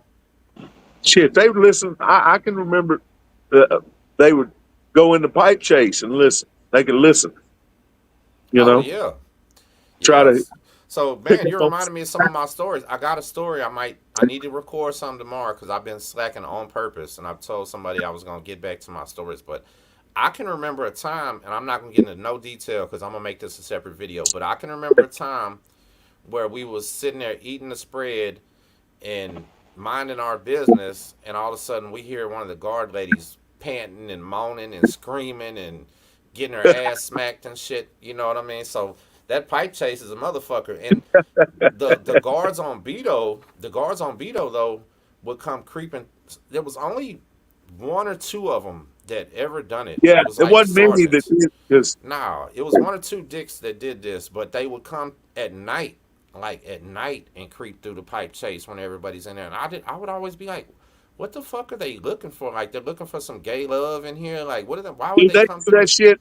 They do that shit. They bring that damn drug dog through Ferguson. And at that time, I'd gotten on the dorms, and they bring that some bitch through in the middle of the night. You'd be asleep, and there's two or three cats. That damn dog lick them all in their mouth and everything. Oh man, that's fucked up. Wake them up. You know, The you guards couldn't. probably doing it to be funny. Yeah, Yeah, they thought it was hilarious. But yeah. damn dog will lick you all in the mouth, wake you up, and you can't do shit, man. Because So what they used to do to us? Listen, they'd come wake us up in the middle of the night and not let you use the restroom, and that's when they would drug test you. They'd get that middle of the night, that potent urine where they knew you hadn't drank a lot of water and you was guaranteed to Yeah. fail if you were dirty. I Like, never, I never seen nobody get drug tested. yeah, I don't know when they started that. I ain't gonna lie. Well, I I don't know don't. when they started, but I don't ever remember. I mean, if they thought that, I guess they could take you to medical, you know. But yeah, it was just a drug. The dogs. Right, right. Now Guess. they random everything, and Oh, they do. uh huh, hell yeah, they'll random you, and then Well, it's a bro, I only got serious. high in there one time, and I never want to do it again. There ain't no place to, and I couldn't imagine smoking no K2 up in there or anything else. I I got wanted a my head on story. my shoulders the whole time. Check it out. Listen, I got a story on my channel. I'll retell it again real quick about the first time smoking that shit in the feds.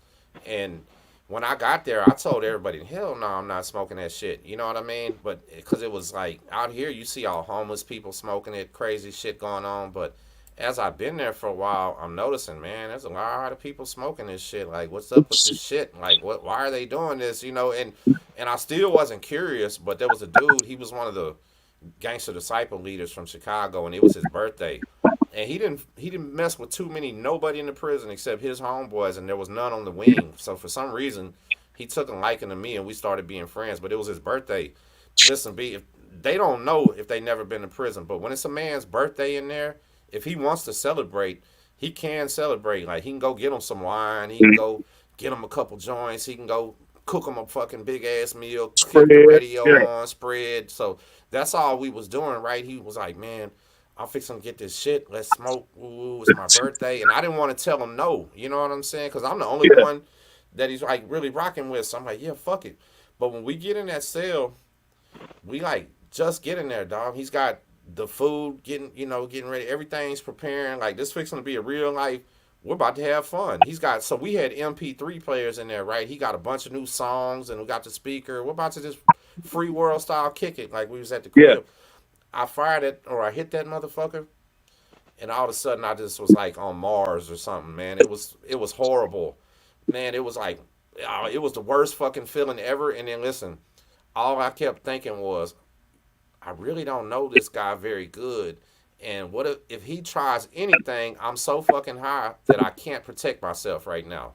Yeah. But I couldn't explain why I couldn't protect myself, right? Like my arms and hands still work and my feet, like I could, but mentally I'm freaking out. So it's such a bad trip that I'm getting scared and shit. So all I could think of, because it was my cell, was to tell him, hey man, my stomach hurts. I got to use the bathroom. And he's looking at me like, what? He's like, bro, we just got in this bitch. Like you said at the on the chain bus, man. You knew we was gonna party. Why you did shit? But I'm paranoid now. So he's being cool. He's my cell. He's got to get the fuck out. And I'm like, bro, I got to shit.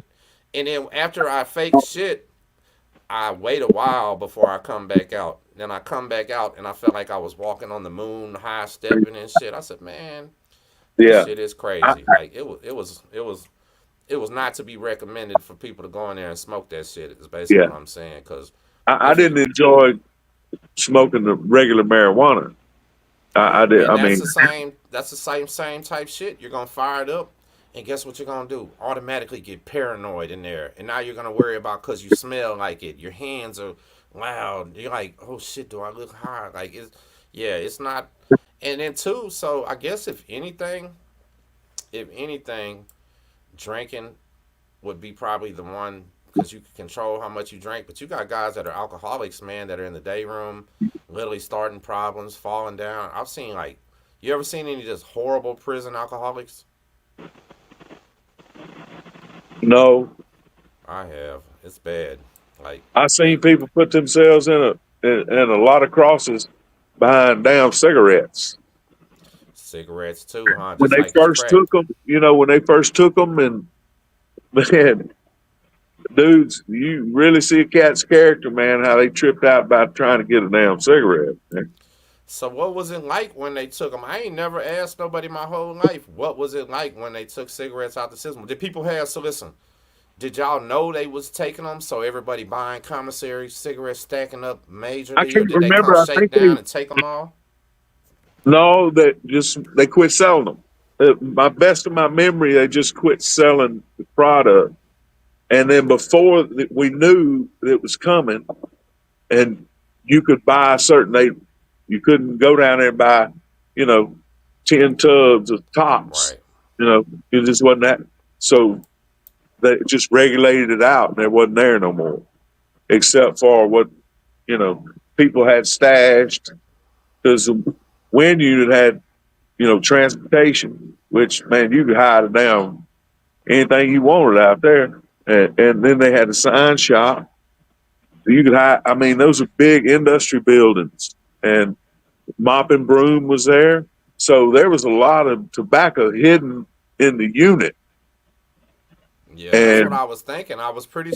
So did y'all have a warning though? I'm saying, like, did everybody know, hey, such and oh such yeah, day you they're gonna knew it stop was, selling them? yes, yeah. So I'm pretty sure then if that happened, yeah, hell yeah, people had shit stashed up, like for But sure, for sure. dudes act like heroin addicts, man. So I here mean, I I got a could, question for you that I've always wondered. When they sold cigarettes on commissary, was people still sneaking in tobacco like name brand cigarettes and shit? They didn't have to, right?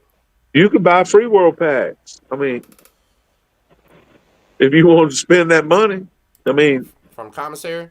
yeah, you could Oh, buy I didn't free know world that. packs. Yeah, or you Fuck could that. get You know what? I pipe. couldn't imagine sitting on a cell block with fucking 100 people smoking a cigarette at the same time. It'd be like Shit. bingo. You ever remember So, bingo back in the day where the yeah, motherfucking old ladies are all smoking cigarettes? yeah, I've seen football games and fucking smoking their ass off, man. There'd be a cloud in there like a concert. Can't barely even see the damn TV, huh? People, yeah. Well, I mean, when we could smoke, roll, you have a whole can, you know, sit out there and just roll cigarettes, watch TV. Tell you one of the craziest things Mr. Larry ever told me, and he told me this about 5 different times. He said when he got there in 1975, all the way for some years, that black men, white men, and Mexican men would smoke cigarettes together in the day room. They didn't give a damn about that shit. Yeah, Isn't that crazy? Nowadays, you won't you see give a that. shit. I mean, if I knew who you were, I didn't give a damn what color you were. What smokes here? Don't give a shit. I'll tell you, look, we were I say, talking about prison hustles. you got any clean time? That's what I tell you know. Got any Right. clean time? You know, No shit, huh? But check yeah, this out. We talking about prison hustles. There was a wood cat on Beto that his hustle was he was the guy crazy enough to pop the socket in the day room while the law was right there. Right? So here's his thing. He kept his little rig ready. It was that little like shaving thing. No, so he had his little shaving handle with his razors. It was all tied. And he had a bunch of pencils in his pocket so he could break the lid out and use it. You had to go look, you had to go to the front of the day room, call the officer to the bars and talk to him about anything. It didn't even matter, right? Just get him over there. This wood would sneak over there, get on his knees, and reach out the bars from the day room and have to pop the socket that was in front of the like on the run. You know what I yeah, mean? And yeah, for a brief moment, the whole day room would light up like a damn yeah. lightning bolt. Yeah, it would just You no can see fucking it. I mean, you can bro. The see guard it. could see it. Hell yeah. Yeah, you can see it when they had. Got the boss You can coming. see it when they had. When they do it in the cell. You know, Yeah. it, What I was it's saying, the like it's walls, yeah. The especially whole on the little units, because you know. it's literally like a lightning bolt hit, and this Yeah, man in here. But his hustle though, check it out. He didn't charge you to light nothing, but you had to give him whatever you wanted him to light, and he took it over there. So this motherfucker would take the world's giantest drag off your cigarette, your joint, or whatever. The whole time he's walking back, it's in his mouth, bro, and his eyes are sucking in because he's taking a. He hands you your shit, it's about half smoked, and you just gotta where accept it. You feel me? Like he had the best hustle. That motherfucker, he got to smoke on everything that was lit in the day room at all times because nobody I had a tell you lighter. something else, you'd hear them some guys they would try to light one with one of them immersion heaters, the stinger. Them stingers, You know, yeah. they try to light one with, and you'd hear that some bitch blow up. Bam! Oh, You know, oh, it I blow never seen that outside. Oh for yeah, real that bitches will blow up, man. because they left it on too long. Yeah, they try. Yeah, it got too hot and it blows up. Yeah, those stingers were legit. It'll split down the side. That sodium will come out. Yeah, man. They had You'd some hear people stingers. laughing. I got you another one. Listen, they had stingers in the feds, right? That were because you in the feds, it wasn't shit to buy an extension cord from the maintenance dudes, two pieces of metal, bro. So if they don't know what a stinger is, look, you just take an extension cord, you cut off one of the ends. Don't try this at home, y'all. Here's my disclaimer: this is not safe. Do not do it at home. But you take the extension cord and you twist a piece of metal onto each wire.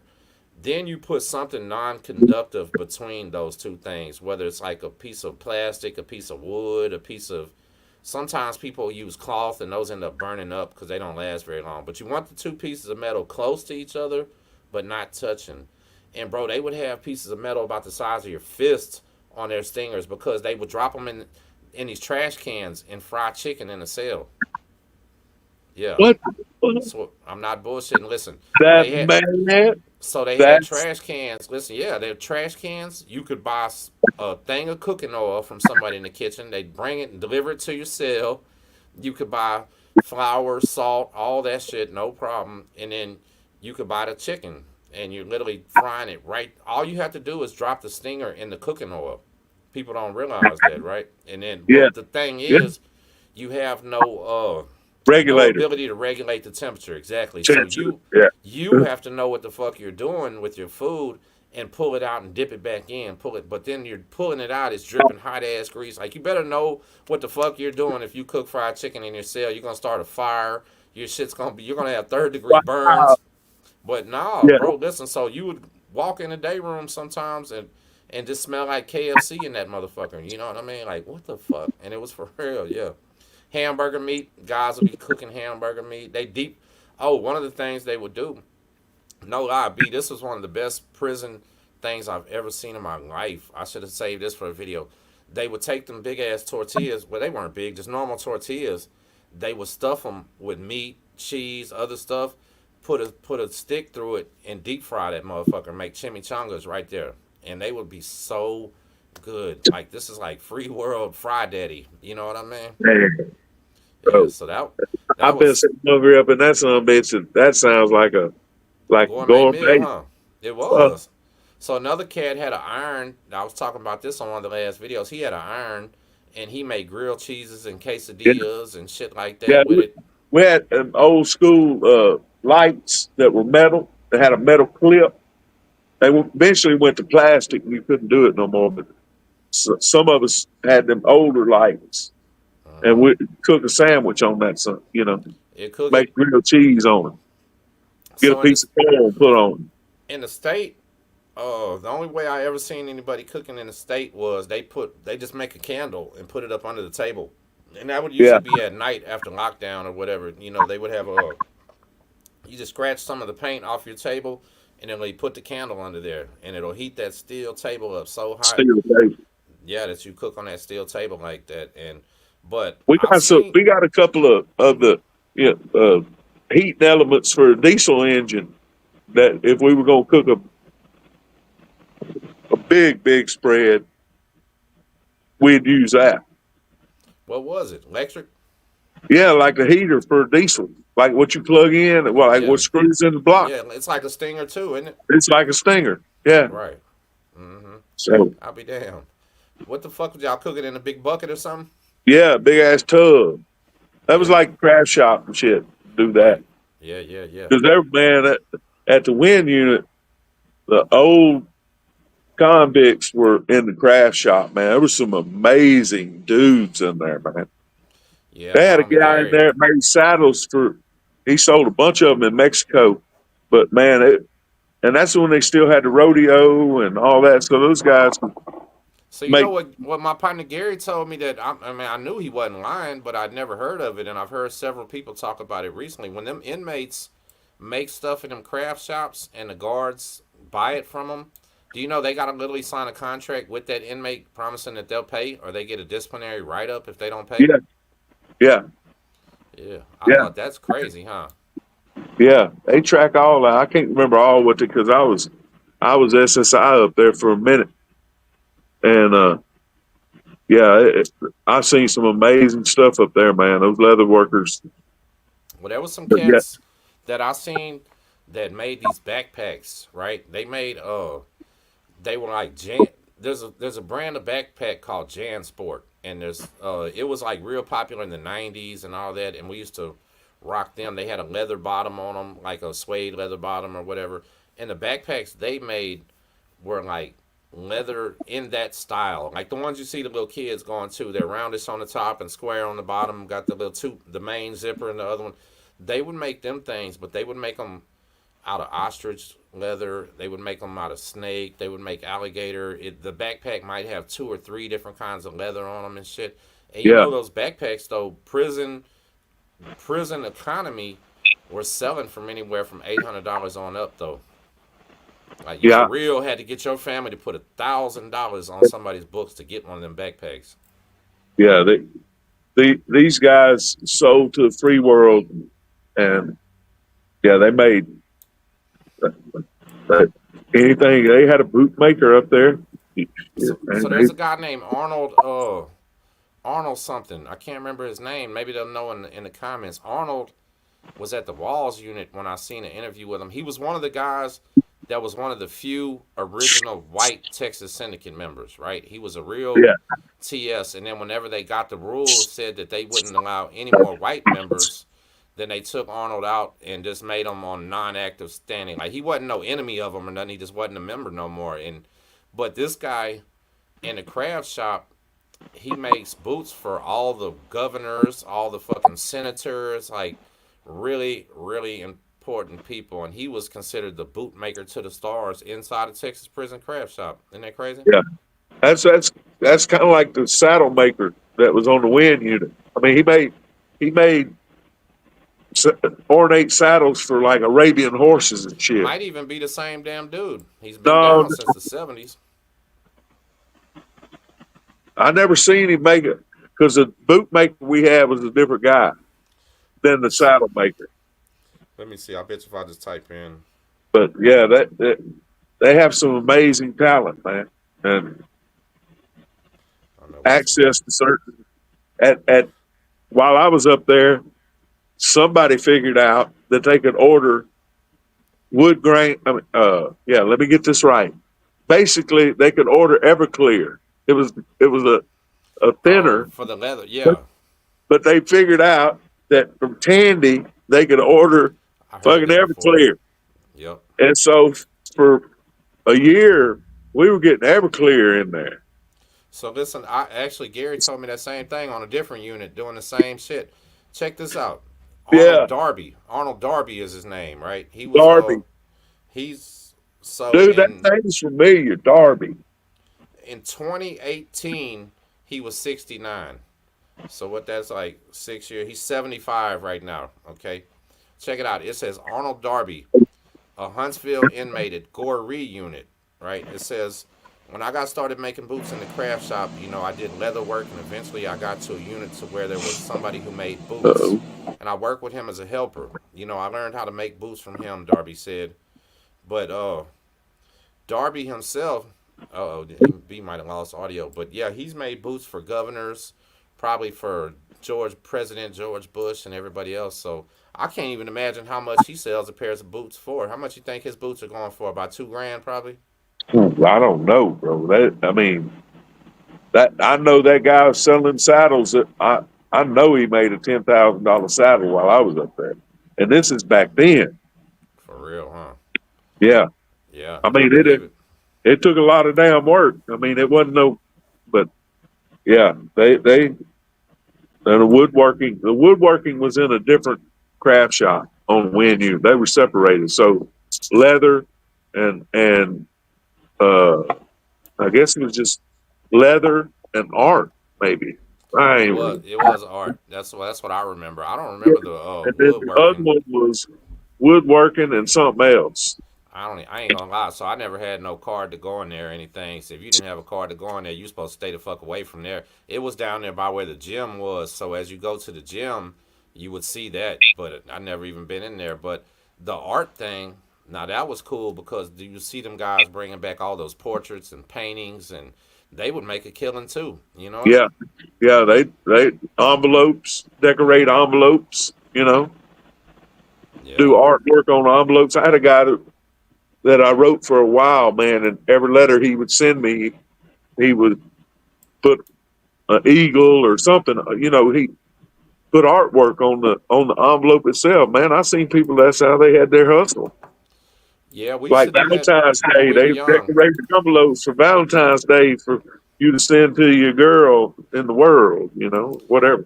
So I tell you another Maybe give it to your another girl in there. I look, don't look, know. look. Did you ever see? So that was a good hustle. While we were talking about hustles, look, there was a ton of men that had all those Minnie Mouse, Mickey Mouse, all the little shit like that patterns. You Yeah, feel me? Like they weren't even cold ass artists, dog. They just had the pattern. They would do the handkerchiefs, the pictures. They're literally tracing this shit, and they yeah, might knock out the same Minnie Mouse for 20 people on Valentine's Day yeah, and get paid yeah. like hell. So the other person I seen like this, listen, I knew this old white guy named Drake. Drake was an old jailhouse lawyer, right? But Drake lived right by me, so I started peeping Drake's play. That motherfucking Drake didn't know nothing, man. I'm talking about he was the dumbest motherfucker ever. What Drake did have, somebody gave him a packet of all these motions, right? Like he had the motion to file for a divorce, the motion to stop your child support, the motion for a Uh, time reduction, he had damn near every motion a fucking inmate could wanted to file. But after he wrote that shit out, copied it, and put your name on it, you better not go ask him for no goddamn advice, dog. I would watch him just sit there and just make shit up as he's telling people, and they pay him money for it. wow.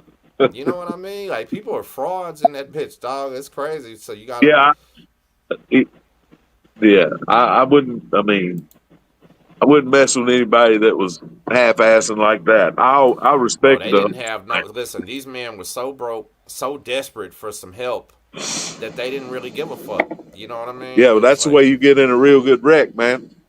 Like know. Drake, Uh-oh. just a real life hustle. He didn't give a fuck.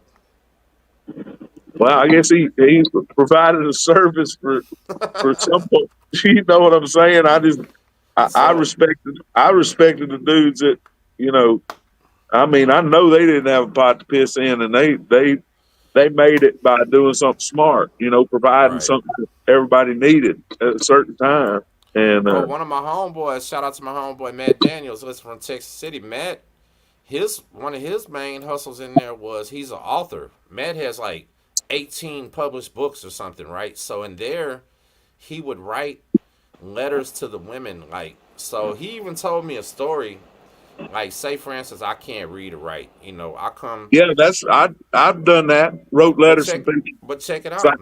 Matt is his writing game is on point, right? So he would ask him like, well, what is she like? What is it? And then he would write this love letter to these women, and sometimes these guys would want this letter to be sexual and graphic, and he's got to write it for them.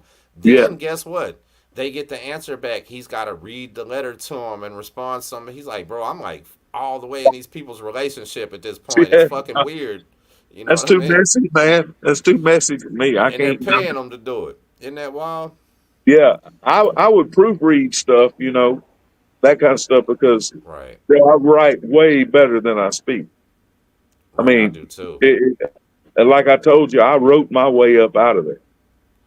So somebody the other Dang. day was talking about. Let me ask you about that. All right. Somebody in the present day, like 2024, was asking about the parole situation and if it's a good idea for the inmates. So let me finish this real quick though. So right, because I know you're gonna got a lot to say. Somebody was asking if it's a good idea for them to write their own letter to the parole board. They got angry at me in the comments because I said only if he knows how to spell and he's articulate. Don't write that motherfucker sounding like no dumbass or uneducated person. As somebody who wrote the parole board a lot on your behalf, what is your take on that? Like, do you think somebody that Man, can't spell good can still do good writing them, or do you need to come be now intelligent? it I believe that any man has the right to express himself to, to these people, right? And whatever his capacity, you know. But to come off where you don't have anything in the works, nothing. You ain't studying shit. You're playing dominoes, you're betting on football games, you go to sleep, you get up and you do the same shit the next day. So what are you going to write these people about, man? What are you going to write them about? You can't just write them and say I'm ready to go home, huh? That's right. Because they want to know, okay, what do you, you know? So if you do have a mind where you are learning, but you're not that articulate, then tell them from the beginning that I've educated myself and I'm still doing it. So I may make a mistake. Now you're in the clear, True. you know, and express yourself. I believe every man has the right to, and it's only because they feel destitute and don't think anything matters that they don't try. Like I told you, the place that grinds you down where they just feel like nobody will nobody will listen. So Well, the reason I said that though, B, let me say because I like how you said that, and I agree. Every man has that right, but you know, like I know that they want to parole people that have a better chance, right? So if you're writing them and you didn't even get a homeboy to proofread your shit, you didn't pay somebody $1 to help you write this motherfucker, and they're gonna clearly be like, "Oh, this guy can barely fill out a but job application." I think personally, it would make them more wary. Like, so if you're gonna write them, I think you're help pissing get in the somebody to wind if help you you. don't have something to keep telling them. Just like you said when I started, I told you I did that. You went, man. I bet they thought you was full of shit. And I said, yeah, they probably did the first month. The first 6 months, but it goes longer and longer. Well, if you ain't got nothing going on, man, what are you going to talk about that long? How you going to converse with these people? And if you can't converse with these people on your very release and survival in the free world, then how the fuck are you going to communicate with the free world to make it?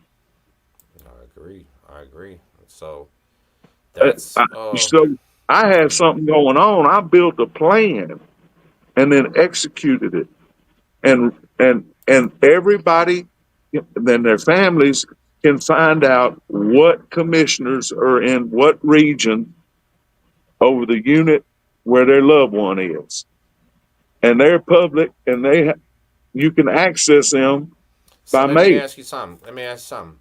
Since somebody that done this, right? Do you think this now? This is for the family. This is actually an important question, right? I'm gonna talk about this some more. Do you feel because so we have in Texas? I don't know if they know about other states. We got parole lawyers, right? And the parole lawyers are kind of predatory lawyers. They kind of take advantage of you. They don't always do much. They do exactly the same thing that you could do for yourself, right? If you know A how to lot do of it, it, a lot of it, yeah, you can do right? yourself.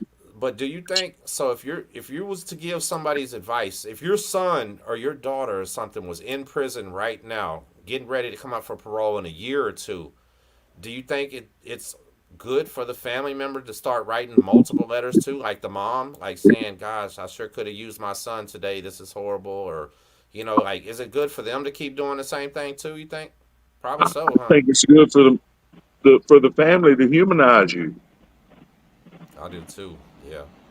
I My mean, advice is always to tell them if you're the parent, if you're the family member, my advice is to always tell them first and foremost, I remember that you have to say you need this loved one, right? Like have grandma write and say, I need Tim here because he's the one that takes out my trash. He's the one that paints my house. He's the one that cleans for me. He's the one that does that. Then have mom write and say, I can't sleep anymore. I miss my son. I'm worried about him. I support him. Anything that he needs, anything that he'll want, I got it. And then maybe what? Guess have but brother write there's one a and say, I lot. got a job waiting on him. You know what I There's a mean? lot of families out there that support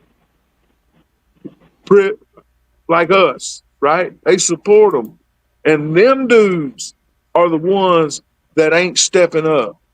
They're not doing what they need to do to back what their people are telling these people. They're shucking and jiving and bullshitting and ain't read a book or nothing. I'm real big on if you want to change something, brother, you need to change it yourself and take control of it the best you can. And not every situation, but at least if you got support on the outside willing to write these white folks that Yeah. you'll do something. where So they can say, I've "Hey, always he got felt, a GED, or he got a, he got listen, a machine shop trade, or he got, he, right. So and a that's lot of dudes don't, and then they that's bitch because they get a important. 2 year set off, 3 year set off.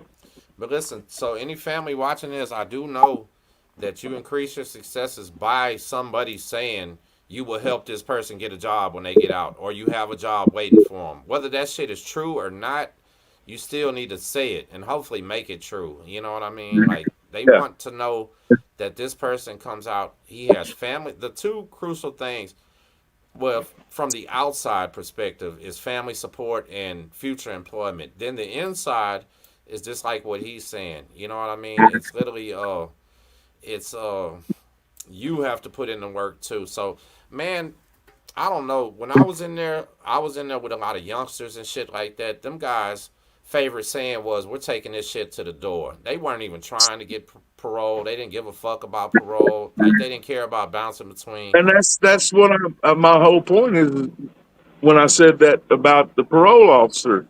I mean, they're going to be wild and reckless for a long time before and they're going to be old men when they decide to. And whoever goes in there now for aggravated crime, you're going to be an old ass fucking man with gray hair like I got, and body don't work so good no more. And you're still going to be sitting in there when you're getting your first parole visit. Hey, And look. what So my partner Dave just said, can you imagine that? I can't. I can. I'm That's why I'm not. out here living right now. Goddamn right, I Well, can me too. imagine it. Yeah, that's Yeah, why. fuck. Hell yeah. So listen, Dave said he feels like none of that shit matters. He had a ton of support letters, parents in class, cognitive intervention changes, HVAC and electrical, and he got set off twice. But here's the thing too, Dave. With all respect and love, is you had an aggravated robbery. And aggravated robberies are one of them cases where you probably gonna do most all of it, no matter any of that shit, right? So that's another thing, B, Well, is when you it's coming all up, like shooting dice. I mean, I yeah, didn't know that what I did was going to work, but I was going to be damn sure when I looked in that metal mirror, wherever I ended up, that I could look back at myself and say I did every damn thing I knew to do to get myself out of there, man. And right. and I'm telling you, I wrote those men every 2 weeks, and the paper was the if I made a mistake, I tore it up. I mean, it was, and I had something to talk about. So hold on. Something. So listen, no, that's what you're saying. Now you made a mistake. You tore it up. You told me that last time. That meant you valued doing it right, spelling things properly, punctuate. You know, because you knew Correct. yourself. I don't want to look like a low IQ or low educated to these folks because it matters. That's what I'm saying. It matters. Do not be writing these people if you're not Everything doing I like do what he said. matters. I mean, if you're going to do that, it matters, man. And homeboy says he did all this and did this and still got a set off. I got two set offs too, man, and had the education and everything. But when I Yeah. started writing and moved regions, because nobody was getting out of the central region, like I told you, because Huntsville is where everybody looks, you know, Houston media, everybody. So there wasn't any movement happening out of the central region. Right. So And if what he's is in the there central five? Ain't there region, five parole regions? Is there five? like that, yeah. Yeah, and all of them can be totally different. Like there's guys that are stuck in like a region like he's saying. I remember, and they're trying like hell as they get parole eligible or ready to it to get transferred to another region where they got more action. I know you've seen that before. Yeah, well, that's why I said something about education. That's easy for somebody that's down there right now to get themselves in a position to where, oh, well, this university only offers this down here. So you Right. can get an educational transfer or Mm-hmm. a trade or something like, and get moved around. But if you're a hardhead, you lose those opportunities. So now you're even more controlled by the man. You So think you're look, still I up, also you're seen really guys though. controlled. Check this out. I seen guys that were happy where they were that wouldn't want to take no classes, wouldn't want to better their life and go learn anything because they didn't want to get that transfer. They got hustle going on right here. Their I know, homeboys are but here. you want to go home, you want to stay there. I mean, that it got down for me is, do I want to go home or do I want to stay there? I really knew, and don't ask me how, man, I don't know, but I really knew that if I made this move, I would probably be uh, productive. It would be productive for me. There's always a Right. chance it's going to fail.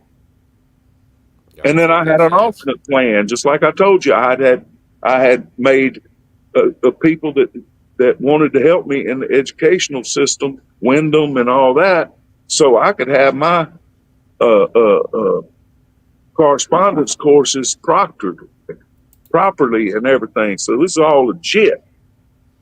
So even if they'd have set me off, I wasn't going to go off and tear up something and hurt myself. I was going to, the next time I started writing them, I was going to have a math degree. Right. Exactly. Man, ain't that's major as hell too, ain't it? But yeah, I Man. mean, I So wasn't going to listen though, stop. so And so that's so what your these story need though, to, listen what you're telling. I don't know if you ever paid attention. Your story is the same thing Larry always talked about. Why he got the education? It was because he was on a life fucking sentence. I mean, you had a 30, he had a life. Either way, they're both fucking close to life yeah, sentences though. You know what I'm saying? Like they're yeah, fucking your yeah. So he did the exact same shit you're talking about, and he literally by Gypsy. I'll see you later. Don't work too hard. But so yeah, this is two men here that furthered education to get the fuck out of prison, and it worked both times. Isn't that something? yeah. And Mr. Larry, Jesus Christ, how hard it was for him. I think he got denied 22 times on Yeah, I parole. don't know. I'm talking about the education part. Oh, that too. Yeah, all of it. Fuck yeah, none of I that shit mean, was easy. because I had, man, the warden on I mean, not the warden, the principal on Cuero, when I got to Cuero, he didn't want to play ball with proctoring my test. He looked down on me like, because I had an intro to microbiology and some other class I was taking right in the middle of this when I got transferred. And, and I said, okay, you know, but he's really disrespecting me. He's not respecting me trying to better myself. Right. So I shot a kite back to the wind unit and had somebody talk to somebody at admin for Wyndham, and he wanted to play ball after that. I But bet, see, huh? you can't do that. And man, I didn't get that by snitching on nobody or fucking over nobody. I did that by gaining these people's respect by applying myself and correcting myself. Right. By actually trying. Yeah. So And it's so let me hard ask you to something do though. Hold on. something. When you were taking them classes, was you having to work a prison job and Yeah, do this after work? Right. This is in your free time now. You're doing correct. this. Yes, sir. That's what Even the people don't cats in the understand. field. There was cats in the field at Ferguson went out there and worked their ass off all day in that heat and would come back in and take Lee College classes at night. That's what Larry did. Yeah, that's what he was Yeah, telling me when I first. So he said, be huddled out, man. listen, he said that they would be so fucking tired that they would fall asleep on the floor in the class, and the teacher would understand. Like the teacher was a free world teacher, so they Yeah, wouldn't yeah, be they're hard free on word them. teachers. Yeah, Yeah, yeah, no, they would be so tired. And his story was that he heard one of the teachers, it was a white guy, tell him, he said, man, all you motherfuckers could be rich, y'all could be powerful, everything, if y'all just learn how to work the system, man. He said, it's tricks to this shit. And he said, when he heard that, he was all hustler, you know what I'm saying? So he was like, yeah. what do you mean I can work the system better if I'm smarter, and he got his ass up and started paying, hey, Tara, he started paying attention. So look, convict ballerina right there, she was wondering, so when you finished, did you have Baytown Lee diplomas? That's what it was, or did you Yeah. I mean, I Baytown got B? a Huh? list right now. If you look at my transcript, I got in 1996. I got a Lee College Associate of Arts Liberal Arts degree. It's a toilet paper degree. And then when I got released, I went straight back to Lee College because I'm from Baytown. So I went to Lee College the very like January of 2002 and went into the computer lab and was in the bait because I had this knowledge, but I didn't have any background that I knew it.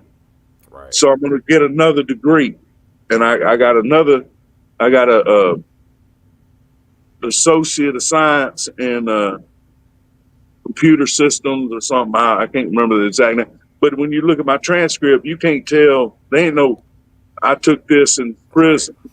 Right. You know. And that's what they were just wondering where it was. So I want to say in North Texas, Texas Tech might do that too. I think I heard of people getting a Texas Tech degree also. It's a few of them. Yeah. U of H was doing it. Yeah, that was. Sam Houston, they get a psych degree from Sam Houston, psych and sociology, a 4-year degree from Sam Houston. If they're still doing that, I don't know. Man, let me tell you something. Inmate that gets a fucking 4-year psychology degree inside of a prison, he's gonna be the most dangerous inmate ever. He's gonna be walking around analyzing everybody, playing mind games on folks. Man, that'd be a dangerous motherfucker, wouldn't he, man? I tell you what I did though. While we were talking about going back to Lee College, I went to that basic class. I was in that class 3 days because I was going full time, and the instructor, he was basically running the computer department. He told me, "You stay after class." I said, "Oh, okay." I'm bald, and yeah. Anyway, because my mother had cancer at the time, so I had my head shaved too. Anyway, uh, so I went up and talked to him. He said, "It doesn't look like his class is challenging you too much." And I said, "Well, it really ain't. I just need the paper." And he ended up giving me a job, man, working as like a federal student assistant. I got aid and everything by Oh, that's working, dope. running the computer lab and everything. Yeah, so that was my next question back then. When y'all taking them college classes and stuff, who was paying for them? Were they free because they all were prisoners? Y'all were paying for them back then, or Oh what? no, we got it with the Pell Grant. You got the grant. You still get a Pell Grant, and then they changed it where if you had a drug offense, you couldn't get a Pell Grant. So that screwed over a bunch of people. But Oh, yeah, damn. Yeah. when I went through, it was you get a Pell Grant. I paid that money when I got on parole. I had to pay that back, Oh, really? so I had my fees, and I Was had that to an pay. obligation of parole? Yeah, I'll be damn. I never heard of that. yeah, I had to pay that and my normal fees. I can't remember, like $10 or some shit. But Yeah. then the leak the educational reimbursement was like 75 or something. I'll be damn. Every month. Yeah, Never. until I I've paid never that heard of that. balance off. So I don't got any homeboys, unfortunately, that ever went to college and learned anything, in there. But so I didn't know that. But hey, that was worth it, I guess, huh? Yeah, hell yeah, it was worth it. And I Especially if it and helped you get parole, dog. Say I pay $75 a month to make parole on a 30 yeah, any day. yeah. And I don't know how they did it if you didn't have. I mean, I just can't remember. I just remember I had a balance and I paid this much, and Did you I make can't your remember. first parole on that 30? Huh? Did you make your first parole? Oh Lord, no. No, you didn't, huh? No, because it took 7.5 to come to the first one. And I was 28 days shy of 13. So I got 2 set offs after. So I got that first one and I got that second one for a year. And I said, it's time to go. So let me ask you something. No, just for the viewers right here. When you come up for your first parole, how old were you? Late 20s, Well, yeah, 30s. Yeah, 30s. around 30. So what's going through your head as you get that, as you're waiting for that answer? Are you thinking on that first one, man? I'm fixing to get Dude, parole. I'm I finna go wasn't going home. nowhere. You knew. Nobody was, nobody made their first parole. Nobody.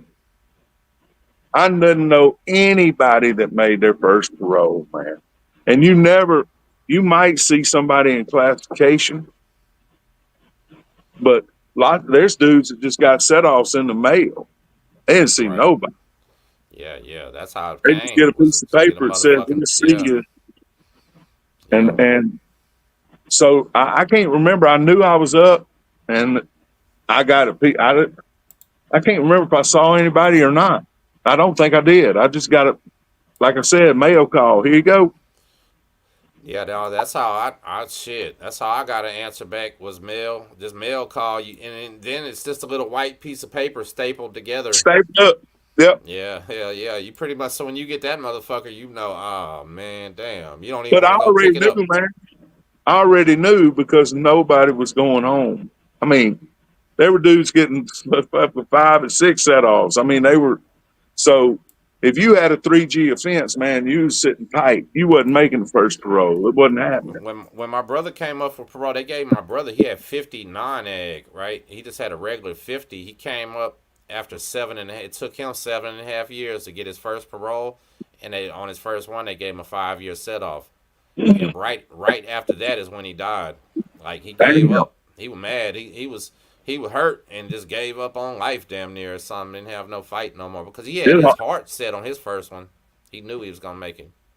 bro, I couldn't get disillusioned like that because it wasn't nobody. I mean, it wasn't like just something for me. It was just the I way don't the know why system. he had his heart set on, but so 7.5. We have homies. I got a couple homies right here that did. They got 20s and 25s on dope cases, and they did 2 and 3 years on them motherfuckers and got out on parole. So I guess he was just looking at it like that. 7.5 down. He's non-violent offender. All this shit. It was his first real long bid and everything. But man, when they sent that 5-year set off, and if you're watching and you don't know what that means, that means my brother came up for parole after seven That's and a the half. most they could give him. Yeah, right. Right? So He was in Tennessee. not only did they deny him parole, they did not allow him to come back up again until 5 more years. So he knew at that point he would do at least 12 and a half on this shit. And it just, yeah, it was crucial. They had him in 3G custody up there, Bill Clemens. And Bill Clemens is a place where the laws are notorious for fucking your ass up. And there's a lot of mental patients in population. So Yeah. you're dealing with savage ass guards. Bill Clemens, do you know they had a scandal up there in Amarillo where the guards were raping men? Yeah, they were raping men. The guards were raping men up there, man. That's how foul this shit can get. Like, I guess, so I don't remember the details, but I would assume probably raping guys in the hole, raping said guys that are in there by themselves where nobody's watching or something. That's Bro, I unbelievable. don't know. I Man, if that shit ever went on Ferguson and even on the Wind unit was way laid back. But man, there was some old convict cats on that son gun. If they started doing some crazy shit like that, they'd have a hell of a problem on their hands, man. They'd I cut know. everybody walking, man. That's why I say I think they was probably raping guys that were in SEG or something. They don't even let them come out without being handcuffed. It's just a bad situation, but it really happened. Y'all can Google it if you want to see it. Like it's a crazy fucking world in there, man. Hey B, I'm finna have to get up out of here, dog. I'm falling asleep, man. I Yeah, appreciate you man. popping in with me. I appreciate it. Y'all have a good night. Yeah, y'all I'll do me holler a at favor. you. Double Hit tap the that like. screen and hold on. Look what kind. Let me see what she said. That 5-year set off should not be applied to nonviolent offenders. No. Yeah. And my brother, not only was he nonviolent, so he was also never had a major case in there, never been in trouble. He was SSI working in SIG, and he really thought he was coming home. But you know what? He didn't. And it might even have something to do with the fact that when they gave my brother 50 years, he jumped up and started screaming and yelling at the judge. Like, you might don't ever get probation Well, if that's, you know, you know what I mean? I I mean, ain't trying to parole. go longer, but No, you good? I people used to have a oddball, what they call oddball sentences. Like 51 53 years, years or something. Yeah. 52. Yeah, and that they said that was a code to keep Nah, setting your ass off, or, I or think it's real. It's real. be. And two, I've always heard that about. listen, people with single digits with odd numbers like threes, fives, sevens, nines, they would Yes, always do that shit too. yeah, that's I've always heard that, man. But anyway, So that's that good old boy. We let them know, huh? We give him yeah, 53 years that's or that like that. 51. That's that Martha Stewart shit. That Nah, that's that real shit. Hey, Texas Prison Story family, double tap that screen on your way good out. I night. appreciate all the love, man, and we'll catch y'all later. That's the man Big B right there. If y'all haven't checked out the interview that I had with him, make sure you did. And It's pretty good. It's called what the hell is it called? I'm tired. I can't remember. But just look a few lives back, and he gave a fire one 30 years in for murder at a young age. Went to Ferguson, and in his story, they did something crazy where they hacked into the TDC computers back then, and they had a couple lines. That's back when they had dial-up modems like AOL, made a little noise and shit. But they did it, and B actually has a whole chapter in a book dedicated to computer hacks and all that about them. So we're lucky to have them on the team, man, for real. Thank you for everybody. I definitely want to say thank you to Eva, thank you to Diana, Gypsy, Wayne, all the other super chats, man. Y'all have a great day tomorrow. Be safe. Enjoy your weekend. Text Prison Story Family Salute.